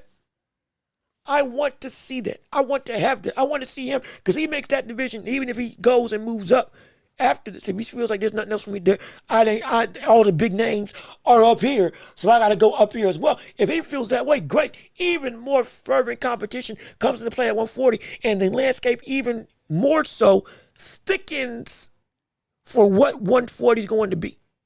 And all of a sudden, 154 has a good chunk of competition for, is that the best division in boxing if we see this come to fruition? If he doesn't go after undisputed at 135. So this is a big deal fight for me. It's a huge deal fight for me that I want to see. I really do. I really do. And I want to see him win. I think he will win. I picked him to win. My gosh, if I get let down, oh Lord, oh Lord, oh no, oh no, oh no, it's gonna be a bad day. It's gonna be a very bad day. And so I'm drinking some coffee. My apologies. It's gonna be a bad day if I get disappointed with the way that he's going through, and I don't want to say not living up to his potential, but I'm adamant because of the already put on mileage from the amateurs. I don't want this type of talent to go to waste when there's a lot of quality comp that he can give a great test to and be a great additive to the density of this division and beyond. That's my biggest fear. It's my biggest fear out of everything that he goes through, and after this fight, it might be very much a deflated balloon of action that proceeds, if in fact he loses. And he's got the potential to give a bunch of people early a whole bunch of trouble. And I want to see that now. I don't want to wait around for that. I want to see that now. Right now. If possible. So my gosh, I'm not going to lie. I'm rooting for him to win, because what can come afterwards can be incredible. Oh, nonetheless. But like I said, last call. Anybody else got anything they want to say? Anything at all? Super Bowl favorites? Some people say the Patriots might be able to win it, even though they've had, with all due respect, of the opponents that they beat, it's been the weakest winning percentage out of everybody in the NFL, even though they got the arguably got not even arguably. I don't even think it's arguably. They got the best record in the NFL right now. Just about them, along with the Eagles being 11-5. Who else is 11-5? There's another team that's been hot like fire. Same record. What is it? Los Angeles? The Rams that are also kicking up a bunch of dust right now in the NFL as we go into as we're getting into the last week of the season with Week 18. It's been, yes, they know people already got stuff locked up in terms of the NFL with how the playoffs is looking right now. In fact, actually, let me actually pull it up real quick so we can see who's in and who's out definitively as we're leading into this last week. Because I know this right now. Let me tell you something. But as a Panthers fan, buddy, we are in a dire situation where we got to win against Tampa Bay. What is it? We have to win against Tampa Bay, or if we lose, we need the Falcons to beat the Dolphins.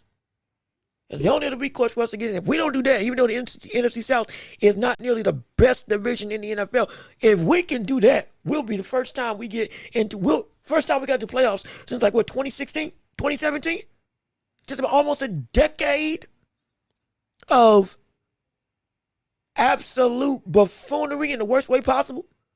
From David Tepper to giving away the likes of Christian McCaffrey to giving away one of the brother who's now the defensive coordinator or was one of the defensive coordinators for the San Francisco 49ers, who was our head coach, who got us to almost winning the division the year we traded Christian McCaffrey. Then going through and not making adjustments, then not getting the O-line, then finally getting the wide receiver, then still sucking and still getting an identity of a running game and getting away from it, and then still sucking. And now we're back to a point where from a abysmal, what was it? Whoa. We were what, 3-15? Were we 3-16? No, we were 2-16 last year. Now, my gosh, we're one away from making the playoffs, if we can make it happen. Lord knows. But right now, Patriots got it locked up. Bills got it locked up. Dolphins are, I think they're on the, Dolphins are eliminated from the playoffs. Jacksonville's in, where's the division? There we go. Looking for the conference. Trying to pull up this NFL, the stand, so I can actually go through and discuss it. But we're moving chat before I get into too far deep into the NFL action. Like I said, big NFL fan. I'm a fan of all sports. I can do it all. I can talk about it all now. But we still want to make sure we hear from you all. Matala isn't a joke. That's not guaranteed. No, it's not. When it comes to Raymond Matala, it's not. Raymond Matala, that's why I'm saying this is a big fight for me when it comes to the identity of Andy Cruz.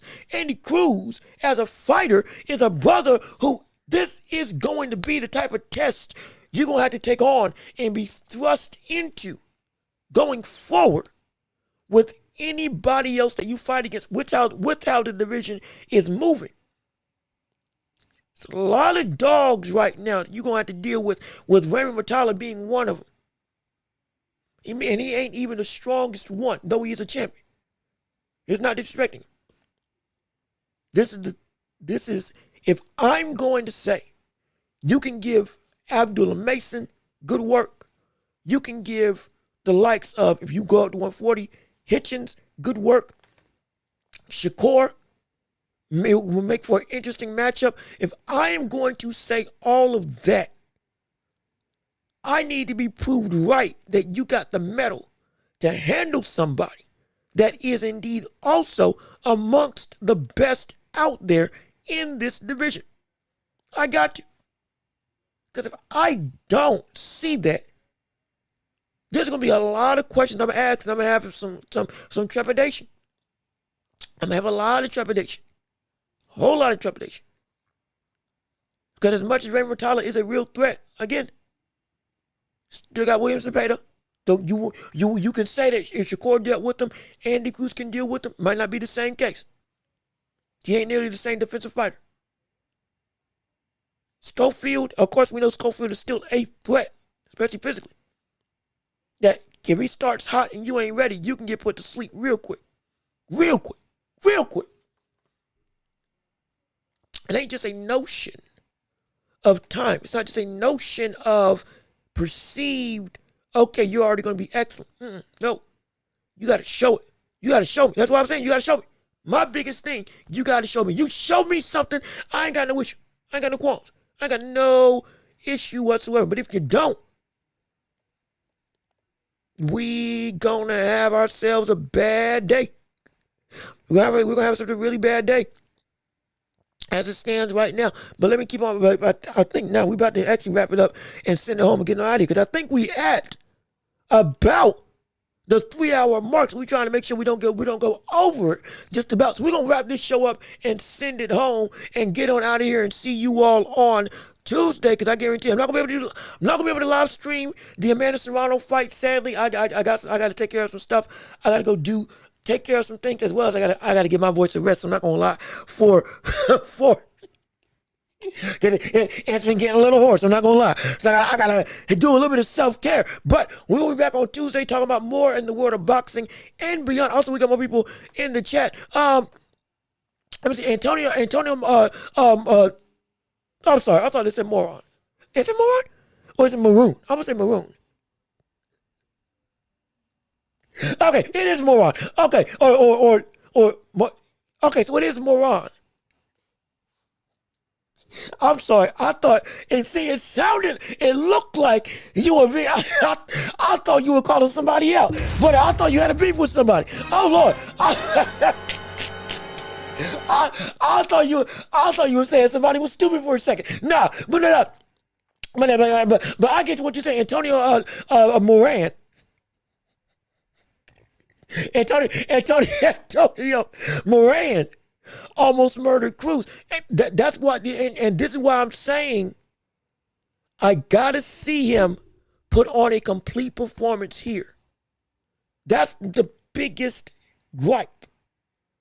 I need to see a complete performance from Andy Cruz to validate what I think I should believe about what you are as a fighter. If I don't see that this time, though it might be, I believe it might be one of the more, it might be the first or one of the first title opportunities that Andy Cruz has had as a pro. If I'm wrong, please, I apologize. I'm trying to think and remember if that is correct or not, but because I know the career is incredibly young. But regardless of which, these types of performances, Moran and others have me saying, hey man, if you're gonna talk that talk and be that walk, if it's now or never for me. If that's a little bit too harsh, then hey, I apologize. I have no issue if that's a little bit too stringent of a standard. But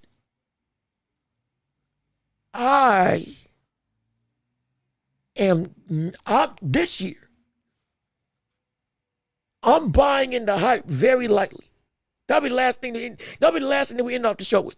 This year, I am buying into hype incredibly lightly, from the standpoint of working to go and say somebody's going to be the next it guy, the next great thing. Somebody's going to be a real threat. I'm not buying into that as much as I did last year. I'm going to try to be more judicial, more stringent, more restrictive with those types of proclamations because we're living in a new age in boxing where, again, it's find out season. You got to show me that you worth your weight in gold, and you got to have a track record beforehand that I can look to and say, okay, there's some substance there that I can say, at least if I believe what I think I believe, I can point to evidence that you got what you got. Because if you ain't got that, I can't say nothing.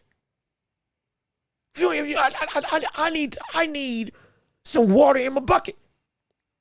I need some rice in my bag. Okay, I need some meat on the oven or in the oven. I need bacon on the grill. I need to see some sizzling before I can say, okay, yeah, that smells like a good meal. Not just the ingredients strewn around. I need to see you got the goods. Have you put them to practice in a way that can make me buy into what you are? I'm going to start being more substantial, trying to properly gauge people from now on. Because I hope I did a decent job last time. But this time I'm trying to make it an effort. Hopefully we'll make it an effort. We'll make it a standard on this channel. Because apparently y'all love it. Y'all like having this level of unbiased, prayerfully it's genuine opinions that's coming across the screen. Whether you agree or disagree, hey, it's the truth of the matter. Because if we don't have that as concrete, people like Tank and others who don't earn their keep will again run this sport.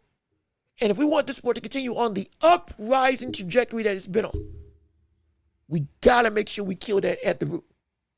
At least to the best of our ability. Not saying you can't buy into people. Not saying don't go through and believe somebody. No, I'm not saying that. But I'm saying be mindful of the moniker of saying this guy is up next, or that this guy is the guy above every other guy or girl. Because of the fact that the substance, when asked, can you prove it? It's not as weighty of a response that you can give. Because that's the case. Might need to reevaluate where you want to position this favorite person. Because it might not be what you think it is. Might not be. Until he proves it. And if he does, great. No problem there. But we're going to wrap this show up. We're going to send it home. We're going to get on out of here. And it's been a phenomenal show. And with all of that being said, there we go. Thank you. Thank you all for tuning in and listening. I hit the wrong button. My apologies. But thank you for tuning in and listening to the Welch Report with me, your host, Jean-Luc Welch. We appreciate all of you tuning in and listening to the show. Hey, it's been a phenomenal show. It's been an incredible way to end off the week. We appreciate all of you tuning in and listening. Thank you to everybody who gave to the show, Matt Borgerson and others, anybody else who supported the channel. Monetarily, it means the world to me, absolutely. Also, everybody who came into the chat and was a part of the conversation, thank you all so much. You all made this show oh so special. On this Friday afternoon, we're going to be back on Tuesday talking more about the boxing world as well as the other sports endeavors that take place, like with the NFL, NBA, and others. We're going to try to be more deliberate with covering the more vast array of sports, because we got people that are fans of a bunch of other teams and a bunch of other organizations. So we won't be able to delve into that. We're a jack of all trades and a master of everything. Oh, yes, indeed. We're going to show y'all on this show. But thank you all for tuning in and listening. If you would like to support the channel, we got Cash App and PayPal links down below in the description. We can't do this without you all on the show. You can give through super chats, gifts, stickers, and all that other stuff as well. Still looking at how to do this membership thing. Make sure I set this thing up correctly so you all get your stuff worthwhile with it when we set it up. So we're going to do that very soon. Leave a like on the video before you leave. Comment your thoughts and opinions on what you liked or didn't like about the show so we can keep on improving. Be sure to subscribe to the channel. Come join this empire that we got going on. And please be sure to share the show with everybody that you know so we can keep on building up this empire together.